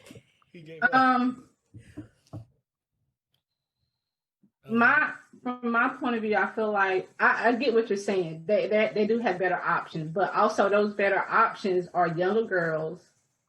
Those younger girls don't necessarily 20-year-olds are not necessarily attracted to 45-year-olds. Bullshit. I'm 51 and I can't beat them off with a stick. That's another one of you lies. No, younger women are attracted to older men. What are you talking about? So can you see me? Yes, I can. Okay. So do you feel like a woman like me? Uh-huh. What would you rank yourself on a scale from 1 to 10? You cannot use 7. Would I rate myself? Just your face. My face when I wake up, 5, but when I put myself together, 6. You Okay. cannot use 7. And how tall are you? 5'5". Dress size. I'm sorry? Your dress size. A 3. Okay. So that makes you, if you give yourself a 5, that's average. Yes. So average looking women tend not to get high earning men. They tend to get average men. So, Did you, I mean, stop right there. Stop right there. Stop right there. Breathe and digest. You're 35 years old and you can look around and see the world. You don't tend to see higher earning men with average looking women off rip. If you do see them, they got their average looking woman when they were both really young and he built his way up. But a man earning the kind of money you're talking about does not go for an average looking woman. I mean, my body is not average. So, But ma'am, you please don't make me say it. Say what? I really just wanted some advice. I love your. I'm giving you advice, but you're not taking it. The advice is, ma'am, you're average looking at best. At best. But what's the advice though? That you don't look good, so give up? Like, what is he really trying to say? Is that the end of the clip? That's the end of the clip. That's what I'm saying. I want to know what the actual advice was, other than you not cute enough. You have to listen to the whole clip. There's a whole. It's like a 2-hour video. Her segment's probably like 45 minutes. Yeah, I mean, I get what he's trying to say, but I'm not here for it. So, I'm not. Well, hold on. And then my thing is that the fact that he's like high earning man, I'm like, bruh, 6 figures. Maybe I just grew up different. Mm-hmm. But I mean, he acting like she trying to get a millionaire. well, she's in North Carolina. Oh, okay. Well, I don't know. Maybe I grew up in Cali. That is even right. Where 6 figures is nothing out here. That's why I'm like. But where she's at, her proximity, there's not a large production of men that make $100,000. There's not a bunch of the resources out there. The average income in North Carolina for a 2-income household is $57,000 a year. Yeah. I 47, right? No, it's Yeah, I 57. couldn't, 57 for the two. I wasn't feeling it. I wasn't feeling it. But Okay, I mean, my so- thing is she got on there for advice from this person, so that's what she got. Well, so, What were you not feeling? Just the idea That's a good that question. 6 figures was just so upper echelon that it's like you couldn't possibly get somebody that makes 6 figures. Like, I know a lot of people that make 6 figures. Well, I mean, I grew up in 6-figure household, so I'm just kind of like that's. Oh, you've been rich your whole life. But I'm just saying that's like normal. I mean, To you. You know what I'm saying? So To for you, me, it that's was just normal. kind of like, what he trying to say? But well, I mean, in Cali, well, my dad and my stepmom, they work for the state, and they've been there for years and shit. So they make money 6 figures. They make six figures Combined or Easy. independently? combined. Yeah. Independently. So we're talking about men. We're my talking mama about- makes we're 6 talking figures about- by herself. But we're talking about men In in Cali. North Carolina. Right. North We're Carolina talking- is Well, different. and hold on. So before, because we got people that are listening that need context, right? So Start with what the purpose of his interview was, and how she called, and So- then she was off topic. So let's just in the give first some. place. So let's just give some context. So this gentleman gives relationship advice. This particular segment was supposed to be called Challenge Day, where if you had issues with anything he said previously, this was the day to get on there to rebuttal or to debate what it is that he said previously. She got on and wanted to ask for advice. Yep. So And he's he basically charges for advice. yeah. So his business is to consult. So he said you can sign up for time and pay for it. And then she said, well, I really want to ask this question. And he said, well, you're not respecting my business. He said, but you know what? I will acknowledge your question and I will answer it. So that's how it started. So, and then basically what she was saying was, so she's 35, has a 13-year-old son, and she's an entrepreneur that has a pet grooming and like a daycare business in North Carolina, where she makes $100,000. She makes 6 figures. She's been doing it for 9 years. She makes 6 Okay. figures, and she's been making 6 figures for the last 3 years. 3 years. So what Yeah. she said was she cannot understand that she's having issues with her dating life because the men that she has dated were making less than her and were always asking to get in on her business. So she wants to meet men that make 100,000 and up From because their of own- that. From their own So business. that's where that clip spawned from. So I just want to give context because Like we I said, always I'm not hear a mad, lot of but- clips. She and also said that she couldn't respect a man to be the leader of her, who didn't make 6 figures. So I think that's what sparked his attitude. Okay. What sparked the attitude was she called for the wrong reason. Oh, okay. Well, so And- it was just compounding. And Yeah. when he told her, he gave specific instructions on how to call, and she had audio issues before. So he was a little. And I'm not giving him no bail. I'm just giving context, so that way people don't got to listen to the whole 2-hour clip. Yeah. So, but basically, her question was, how can she meet men that make over 100,000 or make 6 figures like how she does? Because she feels that the reason why her relationships have failed is because the men that she's dated previously earn less. were making less money or wanted to get in on her business. Mhm. And she felt like that's why the relationships weren't working. So that's the context. So now we can give thoughts. Mm. So Like, I still feel the same about what he said. I feel like she has the right to want and desire whatever she wants. Mhm. Okay, that's my first point. My first point is, if you feel like you deserve a millionaire nigga, then you feel like you deserve a millionaire nigga, Mhm. right? Mhm. But there are realities to wanting what you want. You're in North Carolina. The average household is $57,000 a year, right? So right off the rip, you're in a region where what you desire is extremely harder to get, right? They're not California, they're not Atlanta, they're not New York, they're not Florida, they're not, you know what I'm saying? They're not us. She's not in a place where people make a bunch of money.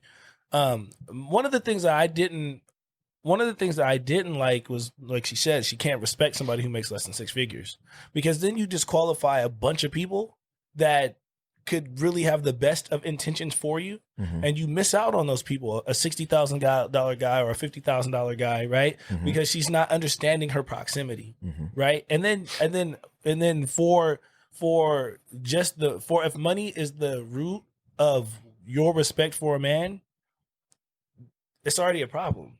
You know what I'm saying? You can't tell her that she's an average chick and she's not going to get a 6-figure guy because of that. But there's other issues that are outside of the wanting of not just because she's not attractive to how he looks or to what he thinks is the standard of attraction, right? But the conversation should have been like, yo, if you I was just with my homegirl Marcella, right?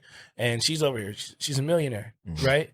But she was in California, but she understood that if she wanted to make her dreams come true, she needed to move to a different proximity to where it was capable to accomplish the business, right? So she owns a business. She moved to where her business could thrive, and she took advantage of that. I think that the interview in itself was a reality check of like how we don't really pay attention to our surroundings. You can want a 6-figure nigga, but if they're not out there, just not out there.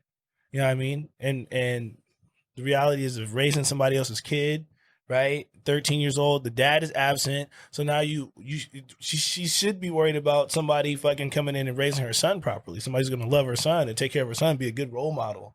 You know well, she's calling a relationship person for advice. And that's why I'm saying his advice to me was trash. Like the advice was, you don't look good enough to get what you're asking for.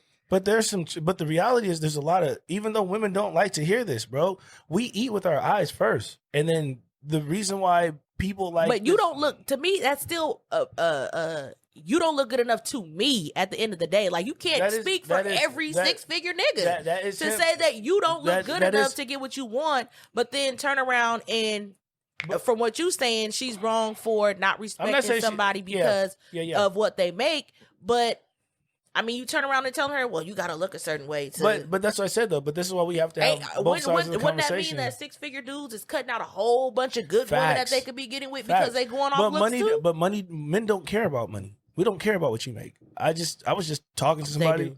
Shit. If you got it. They care when you make more. Yeah, they do. No, if you got it, if you got it, we don't care. I think you guys are having two different conversations.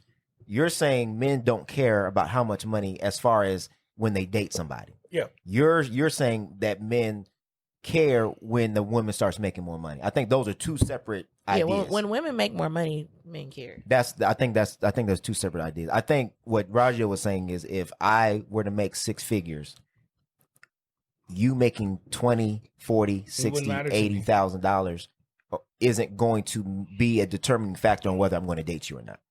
In reverse, with women, with a woman like her, it matters. That does determine on whether I'm going to date you. Because she's saying I want 6 figures. So if I came up with 50,000 and I'm asking her on a date, she would be less likely to go on a date with me. Correct. Yeah, I mean, there's a lot of people like that. Not that necessarily that I agree with. But again, though, the proximity in California, if you're doing that 6 figures, fine, go date all the 6-figure people you want, right? But you're in Carolina.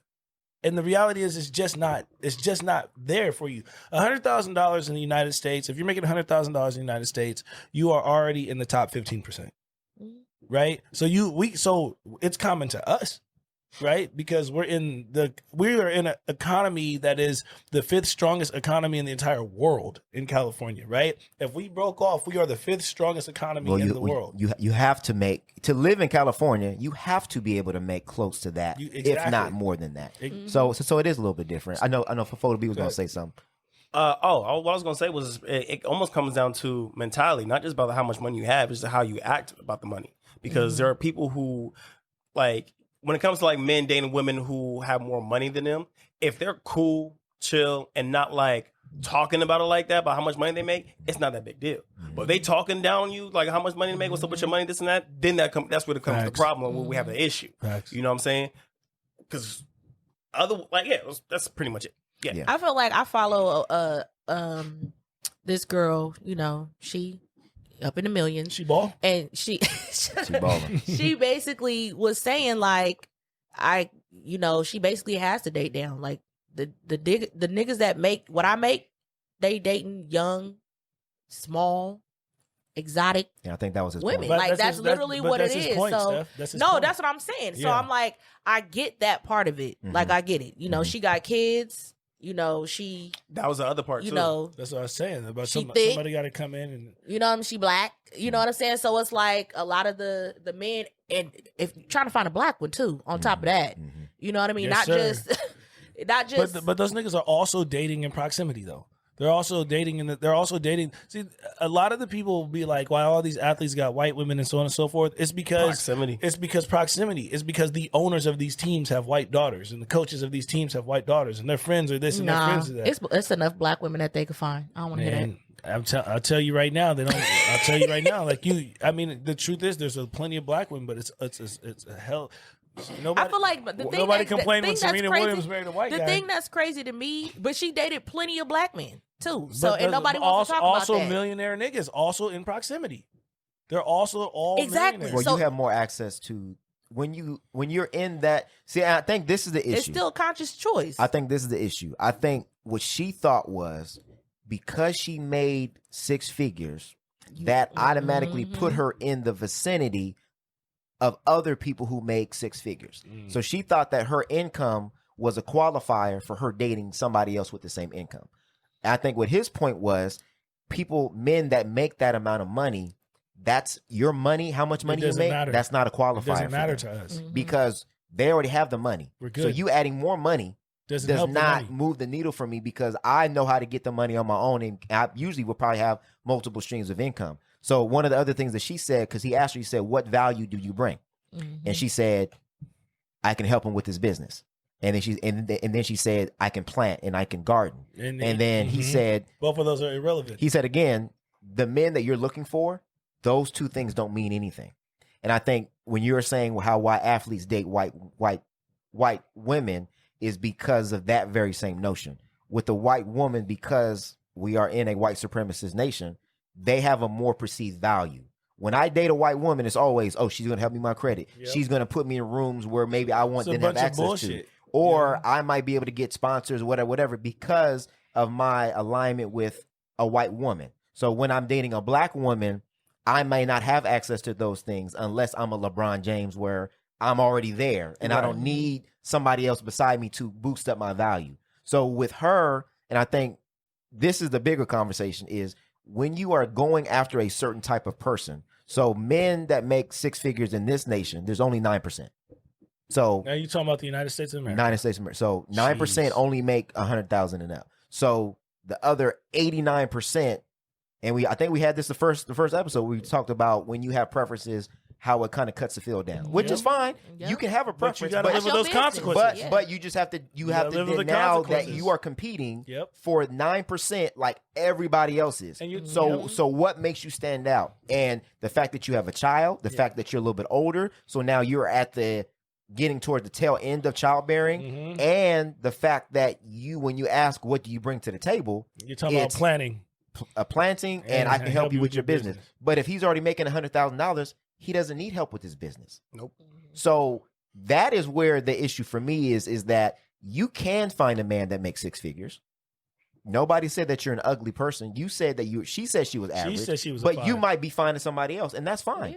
Yeah. But you have to be able to verbalize what value do you bring to a man that makes that amount. And you have to know what do those men value generally. I'm not saying every man might value something different. There might be $100,000 man that might want somebody else to make $100,000 to may have some more generational wealth. Well, a lot of people feel like I want to date somebody that's on my level. One thing that people have to realize is just because you make that kind of money, that does not have nothing to say about your personality, mentally, personality wise. Like that does not make you automatically desirable to them people. That's exactly what we were talking about. That's what we were talking about. Whether they make less money or not. Like I said, there's a lot of dudes that look good on paper, but they're trash. Right. They trash. Right. They got all that shit together. Everything look good. I just wrote a post about. But those men, because they look good on paper, are the ones that are most.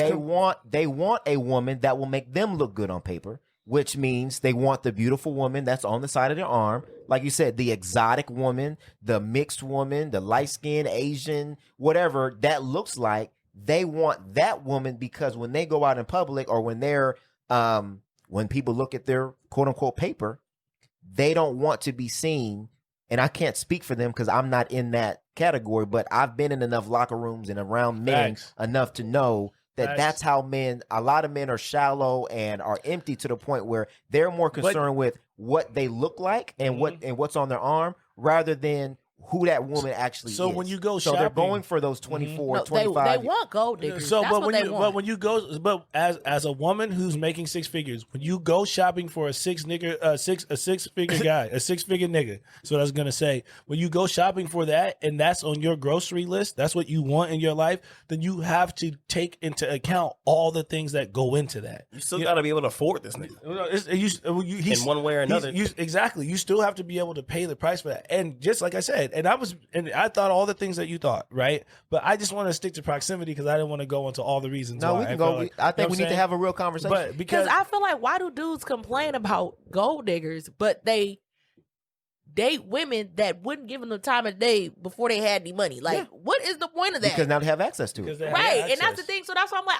I don't care about when men complain about gold diggers, because that's what you want. You want the women that only are here because of what you have now. Well, You can't because- say that every beautiful woman is a gold digger, though. You can't say that. You can't say that just because she's in shape and then she's on his arm and whatnot that she's a gold digger. Right. That's not true. That's just that But statement this is the isn't thing. true. But I think this she's- is women go that ahead. you would not have access to if it was not for your money. They would not talk to you. Listen, but here's the thing, though, right? Here's the thing, though. They would not You don't have Well, access to it's buying a house. proximity. You don't No, have. they You don't wanna have. talk to you You don't because you have have money. access to buying a house until you have until you have enough money to afford that kind of house that you want, Right, I or the think- kind of car you want. As you grow, as your income grows, it puts you in different tiers. I think what Steph is saying is that what you put out there is what you attract. I understand. So, like a lot of the men that she's talking about will flash their wealth, but then be upset with what that attracts. Obviously, the women that you are attracting are attracted to you because of your wealth. So, if that's the basis of the relationship, then that's what's going to happen. That's why, like a lot of wealthy people will not tell people That they're how much wealthy. they Yeah, make for sure. because they don't want people judging For sure. you or I want you to like me for me. Exactly, Well, exactly. Well, all that shit goes out the window as soon as they start experiencing your lifestyle.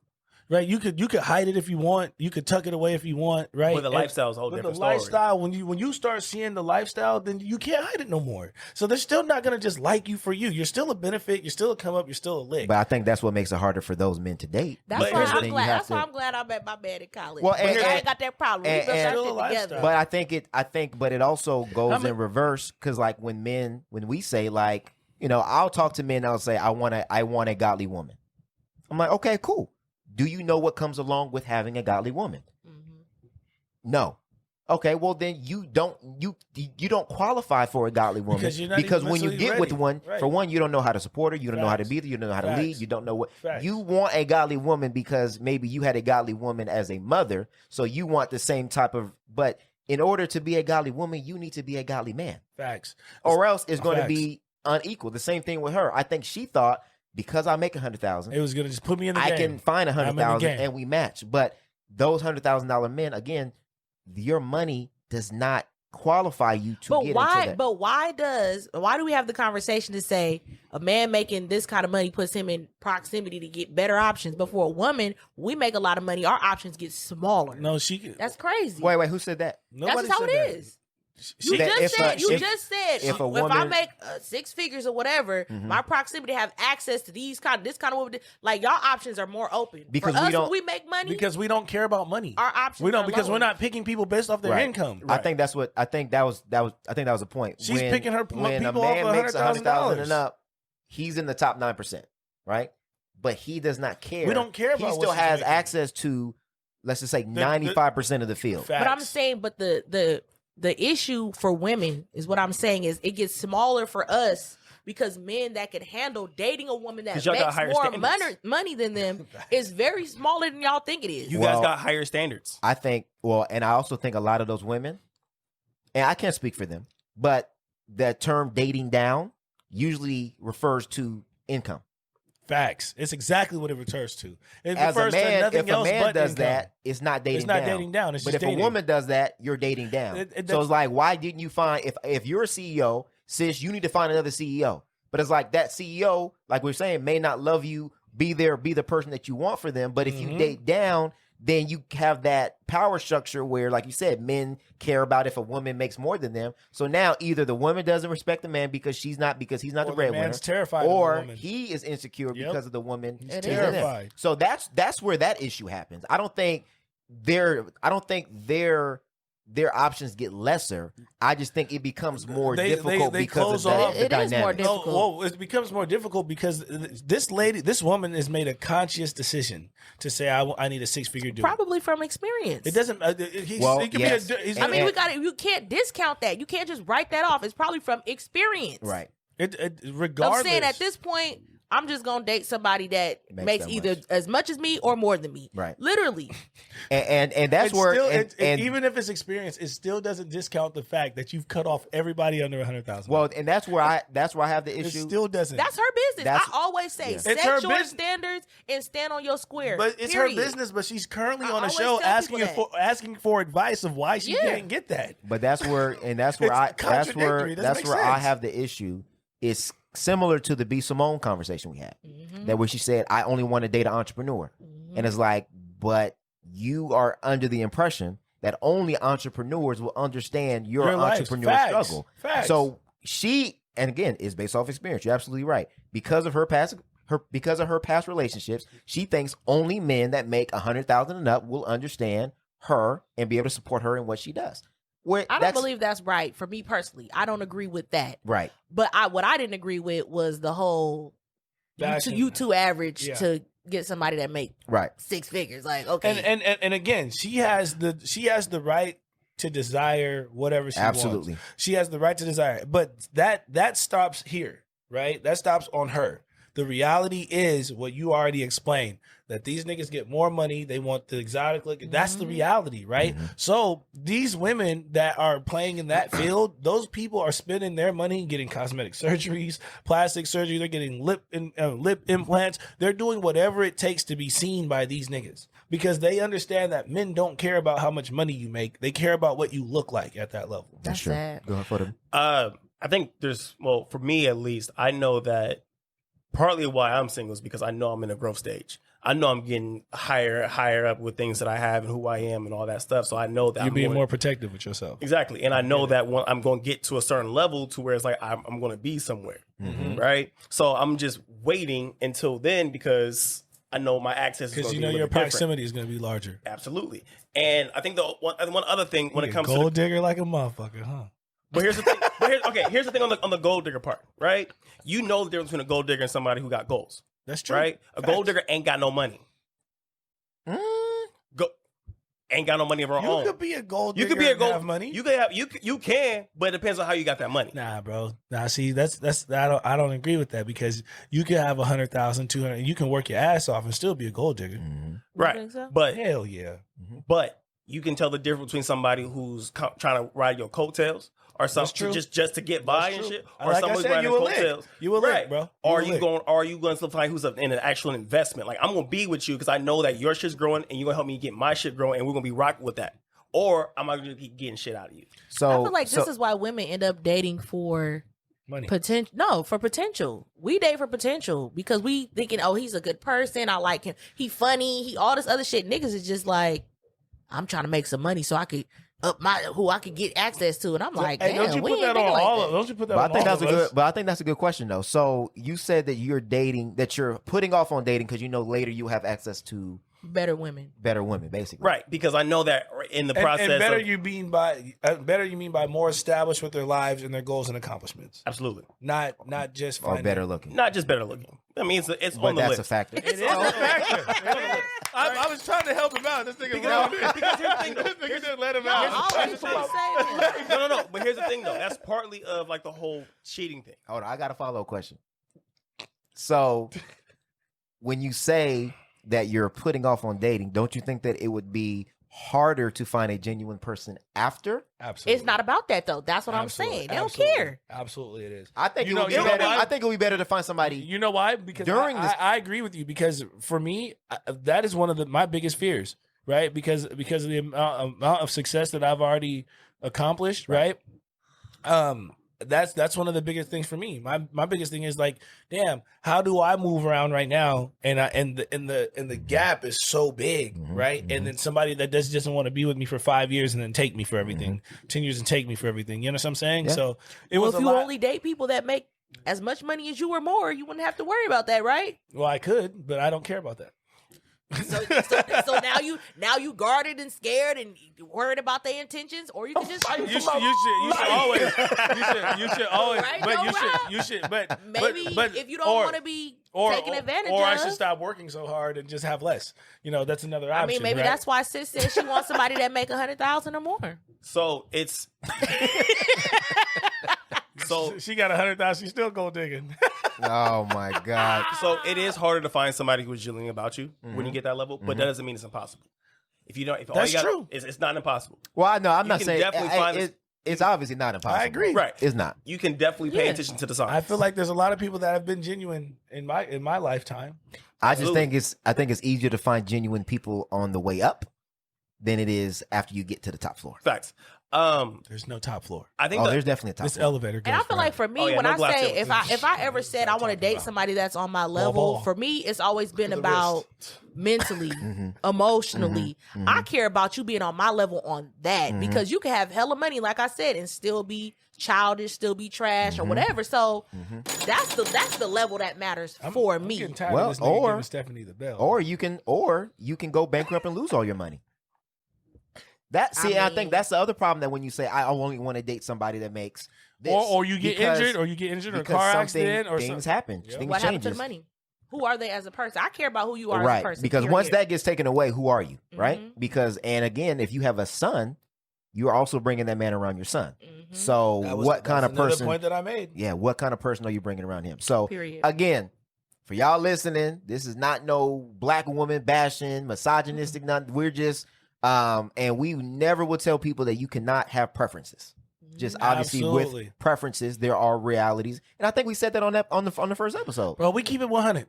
And this is the same it's not the same, similar conversation when we had with B Simone, when we talked about her wanting to date entrepreneurs. And then Same, it's a I think cutoff. we've been consistent. Yeah, who are you as a person? Should You matter can more. facts exactly, but the reality is like she made 100,000, and that's her desire, and I have no beef with her desire. Go but, ahead. But the proximity is number one for me, right? So number one, automatically, if you want somebody who's going to make $100,000, you got to pick up your business and you got to move it somewhere where there's access. For her, she needs to stay in North Carolina because a pet grooming in LA daycare may not be that might not hit. somewhere else, because It's you have. I mean, I talked to somebody that said that makes six figures. That was like, I still want somebody that's going to take care of the household. Like, I want somebody that's going to be Right. the breadwinner still. Like, they still want that dynamic. And That's I'm like, crazy, huh? don't backpedal on that. Is that if that's what you want? That's what you're you not want. asking for too much. No, period. that's true. Stand No, on what you want. But it's crazy, and what I mean by it's crazy is, I mean it's crazy that because you don't hear a lot of people who make $100,000 who want somebody to still be the breadwinner, right? Usually, you see in my experience, I think you would be surprised on that. Because again, this is somebody that's coming rooted in God, and that they're like, Yeah, you and if should be yeah. the leader. You should be taking and care. if they come financially if they doesn't come from just that family- finances doesn't just make you the leader. Well, and if That's that, not- but if they no, come not from at a all. family, but I'm just saying that's part of it. So on that part of it, that's how she feels about it. That's how she feels. But the reality is, just because you make less money doesn't make you less of a leader. well, and I think it comes from But she family. didn't even say that he got to make more money. She said he got to be the one. the breadwinner, Period. which means he has to make more money. Well, that comes from usually from family dynamic. If you come from a family where your dad was a provider And he paid all the your mom, bills. then usually that's what you want. That's what you want. But people also have to understand this is a different time, it's a different age, it's a different climate where black women are the most educated demographic in this country. So naturally, they probably are going to be making More more than some of the men that they're going to be getting from. Which is where that conversation where black women are hurt because black men date outside their race, but then when a black woman does it, then it's, oh, you're a traitor, you did this, you did this, you did this. So like I'm with mad. this, with the whole Serena Williams thing, everybody was mad at her for dating outside, Were but we? then did, Were yeah, they mad? were. I don't remember. They I were. was like, go but when ahead, she girl. dated Get that. I Common, was like, go Drake, get and that everybody money. else, we were like, we were like, oh man, it must be her because she's dating all these men and it's not working. She the problem. But then when she found somebody outside, then it was, oh, now you're a traitor. But it's like, again, with proximity and with somebody that Proximity. she wanted to date that was in her Well, preferences, because it might have been outside. Because those are the type of people she's exposed to, right? She's exposed to a Drake, she's exposed to a Common, she's exposed to and she's also exposed to a coach and a person who owns a tennis club, and these people that have, that's what she's going to be around. whether they be white or black. See, my point wasn't that I was upset with her. My point was these are her available resources if she wants someone to be a breadwinner or somebody to be greater than her. I understand. Right? So that's how I feel. I feel like you said, the times have changed, right? And sometimes the traditional way of thinking doesn't work. But it doesn't mean that you need to change. It doesn't mean you can't. It doesn't mean you can't have that. Stand on It your doesn't square. mean Stand that on your square and find what you want. I'm not period. saying Don't let to nobody- I know you're not. I'm just saying I don't want people thinking that we're just might saying be a long, just because the time a long changed. cast instead of a fucking net. We can Well, smooth it out. and yeah, you need to. You just might be a For long. you one, might be out there. I think the biggest lesson from this, you need to be able to vocalize what you bring to the table. Period. And it don't needs to tell me match. that you plant. I don't want to hear you in my inbox later talking about you plant. Oh my god. Okay, there's grocery stores for that. And it needs to match what you prefer. There's Your grocery values stores for need to that. match. Like whatever you're vocalizing, you can still plant and do all this stuff, but that shouldn't be the first thing But coming out of what your is mouth. so what? Another thing that you My got thing is, what would be brought to the table that would be sufficient? for what? Talking about for men that make over 100,000. Yeah. Um, Since it's so difficult and so intricate I don't think it's and difficult. so detailed. It's just what she said didn't match with what men like that are looking for. It's nothing at all with what they're looking for. Here's one thing that people are we're forgetting about when it comes to Miss Average at Best. She has a 13-year-old son. Mm-hmm. How many men who are making $100,000, single men, no kids, are looking for that? None. Really. And how many single? Let's say how many men that were How making. come women having kids is a problem, but men It's not having about. It's kids not ain't? about the kids. It's about It's the about age. it's about dealing with the dad and shit. Dealing with the baby mama is worse. But hold on. To her defense, she didn't say she wanted a man that made 100,000 with no kids. She just said 100,000. Yeah. So there might be There's a lot of 100,000 niggas with make six figures that got kids. Right. I'm not saying. Right. I'm not saying they're not. I'm not saying that. Right. Come on now.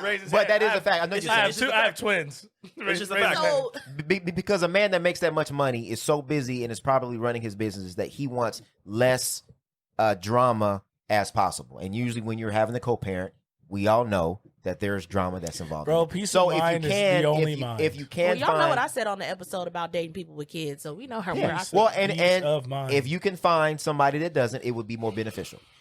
But that might not be the case.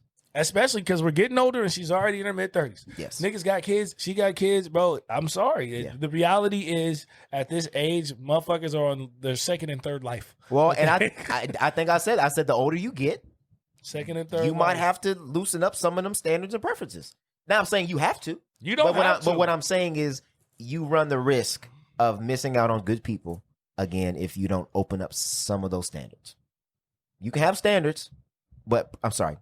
I didn't mean to say standards. Preferences. Standards and preferences are totally different. Yeah, definitely. Standard, hey, I need a God-fearing woman. Preferences Yeah, that like she's this is- 5'5". Bro, some of whatever, these But if people's she ain't, preferences I can are be. their Yeah. standards. Some Yeah. of these people got their preferences Well, as their standards. and that's where I think in dating today, people get standards and preferences mixed up. A preference is something I prefer. It doesn't mean that it's a tall L. Because end I up. was always told, like, oh, you say that you prefer dark men, but you always date light men. I said I prefer. That's a preference. I didn't say that it was, I didn't say standard. that if this nigga treats me right, I don't like him because he's not dark. Fuck out of here. Niggas always trying to You fucking... gotta know the Hey, difference. motherfuckers always want to battle about you with you on your own shit. Leave me alone. Just try to battle with... Nigga, leave me alone. I'm living this shit every day. Exactly. If It's not that I only like light skin. They Goddamn. just end up being the only ones that like me. light-skinned niggas like dark-skinned chicks, bro. It just, a lot of the time. it's boom. You know what I'm saying? Like, oh, look at that chocolate. Man, we gonna have people in their 30s talking about Robert. 30 years. Hey, all right, we gonna move on to the trash Yeah, segment, trash. man. bro, We gonna look, move man, on. we already talked about today's trash as fuck, bro. Oh, hold Trash on, as- let me get my button ready. You know, we already talked about trash as fuck, man. You know what I'm saying? This trash as fuck is dedicated for me, man, to Nate Robinson, bro. I know you already got punched up and punched out and punched down, and nigga, I don't know what you was thinking. Boxing, it's a hurt sport. It's not for play. We watched a nigga die for 1 minute and 42 seconds, and we all laughed. You know what I'm saying? Dog, you don't get to wake up because you can dunk on a 10-foot high rim and do fancy tricks and go fight grown men. Okay? You don't put a baby in a gorilla pen. You know what I'm saying? If you don't have any practice, nigga, stay your ass out the boxing ring. No, we don't feel bad for you. I don't feel bad. Did you feel bad for him? No. And then you got beat up. and then you got beat up by Jake Paul from State Farm. Boo! Boo! We, the black delegation, would like to trade Nate Robinson for Adam Sandler immediately. Adam Sandler. Immediately. That's so disrespectful. That is. You know what's disrespectful? You know what's Adam disrespectful? Getting in the boxing ring when you don't know how to box, when you can't fight. This nigga couldn't box his way out of a fucking bathroom. I'm done. This nigga told Steph Curry. He told Steph Curry he was gonna shock the world. He did. He definitely. Fight for my life. That nigga shocked the world. And I'm happy to say that I was in the top fucking 10 people to put out this Nate Robinson challenge. That shit went viral, bro. Terrible. Bro, don't you ever in your life get back in the boxing ring? Stay on the court, bro. Stay on the court. Nigga for sure. What was she saying? Shut up and dribble. Shut up and dribble. All right, man. So that concludes episode number 15. This was fun. It was very fun. I missed this. Was fun. This was 15. fun. In a minute. We want to definitely appreciate everybody that stayed on and listened. We want to shout out all of the viewership. And we want to definitely, because we want to be a podcast that we uplift and entertain, please, during this pandemic and this upcoming lockdown, please be careful, be safe, make sure that you're wearing your mask. And your condoms. And if you are mentally dealing with things, make sure that you reach out and talk to somebody. Suicide is real. And all these things that we're dealing with, staying in the house, and a lot of the issues that we've had to face, or a lot of your issues that you have dealt with during this pandemic, I think have exposed them, and a lot of people are having to deal with them. So I think we've said that before, but that was on the last episode. Yeah, make sure that you are doing everything you can to stay healthy mentally, physically, and spiritually. So we want to thank everybody again. Join the Reverb Nation. Make sure you like, subscribe, and share. YouTube viewerships, we want to thank y'all. Keep subscribing, keep sharing. Leave us some reviews. And yes, leave us some reviews. Next show will be the last show of 2020. So you definitely want to tune in. Make sure that you log in. Oh, it's going to be fun. It'll be fun. It'll be very fun. We are going to do a 2020 wrap-up where we're going to share our trash segment, our trash of the year. And we're going to have a couple other segments going on. So we definitely want to see y'all there. But again, we appreciate y'all. This is G_Focus. We out. Steph.net, Raggio, and Photo B. Much love. Much love and peace. Yeah, if you haven't streamed the best heartbreak ever, you late. Go do it now. Keep vibing, y'all. Let's go. Let's go. If you just let's go. Let's go.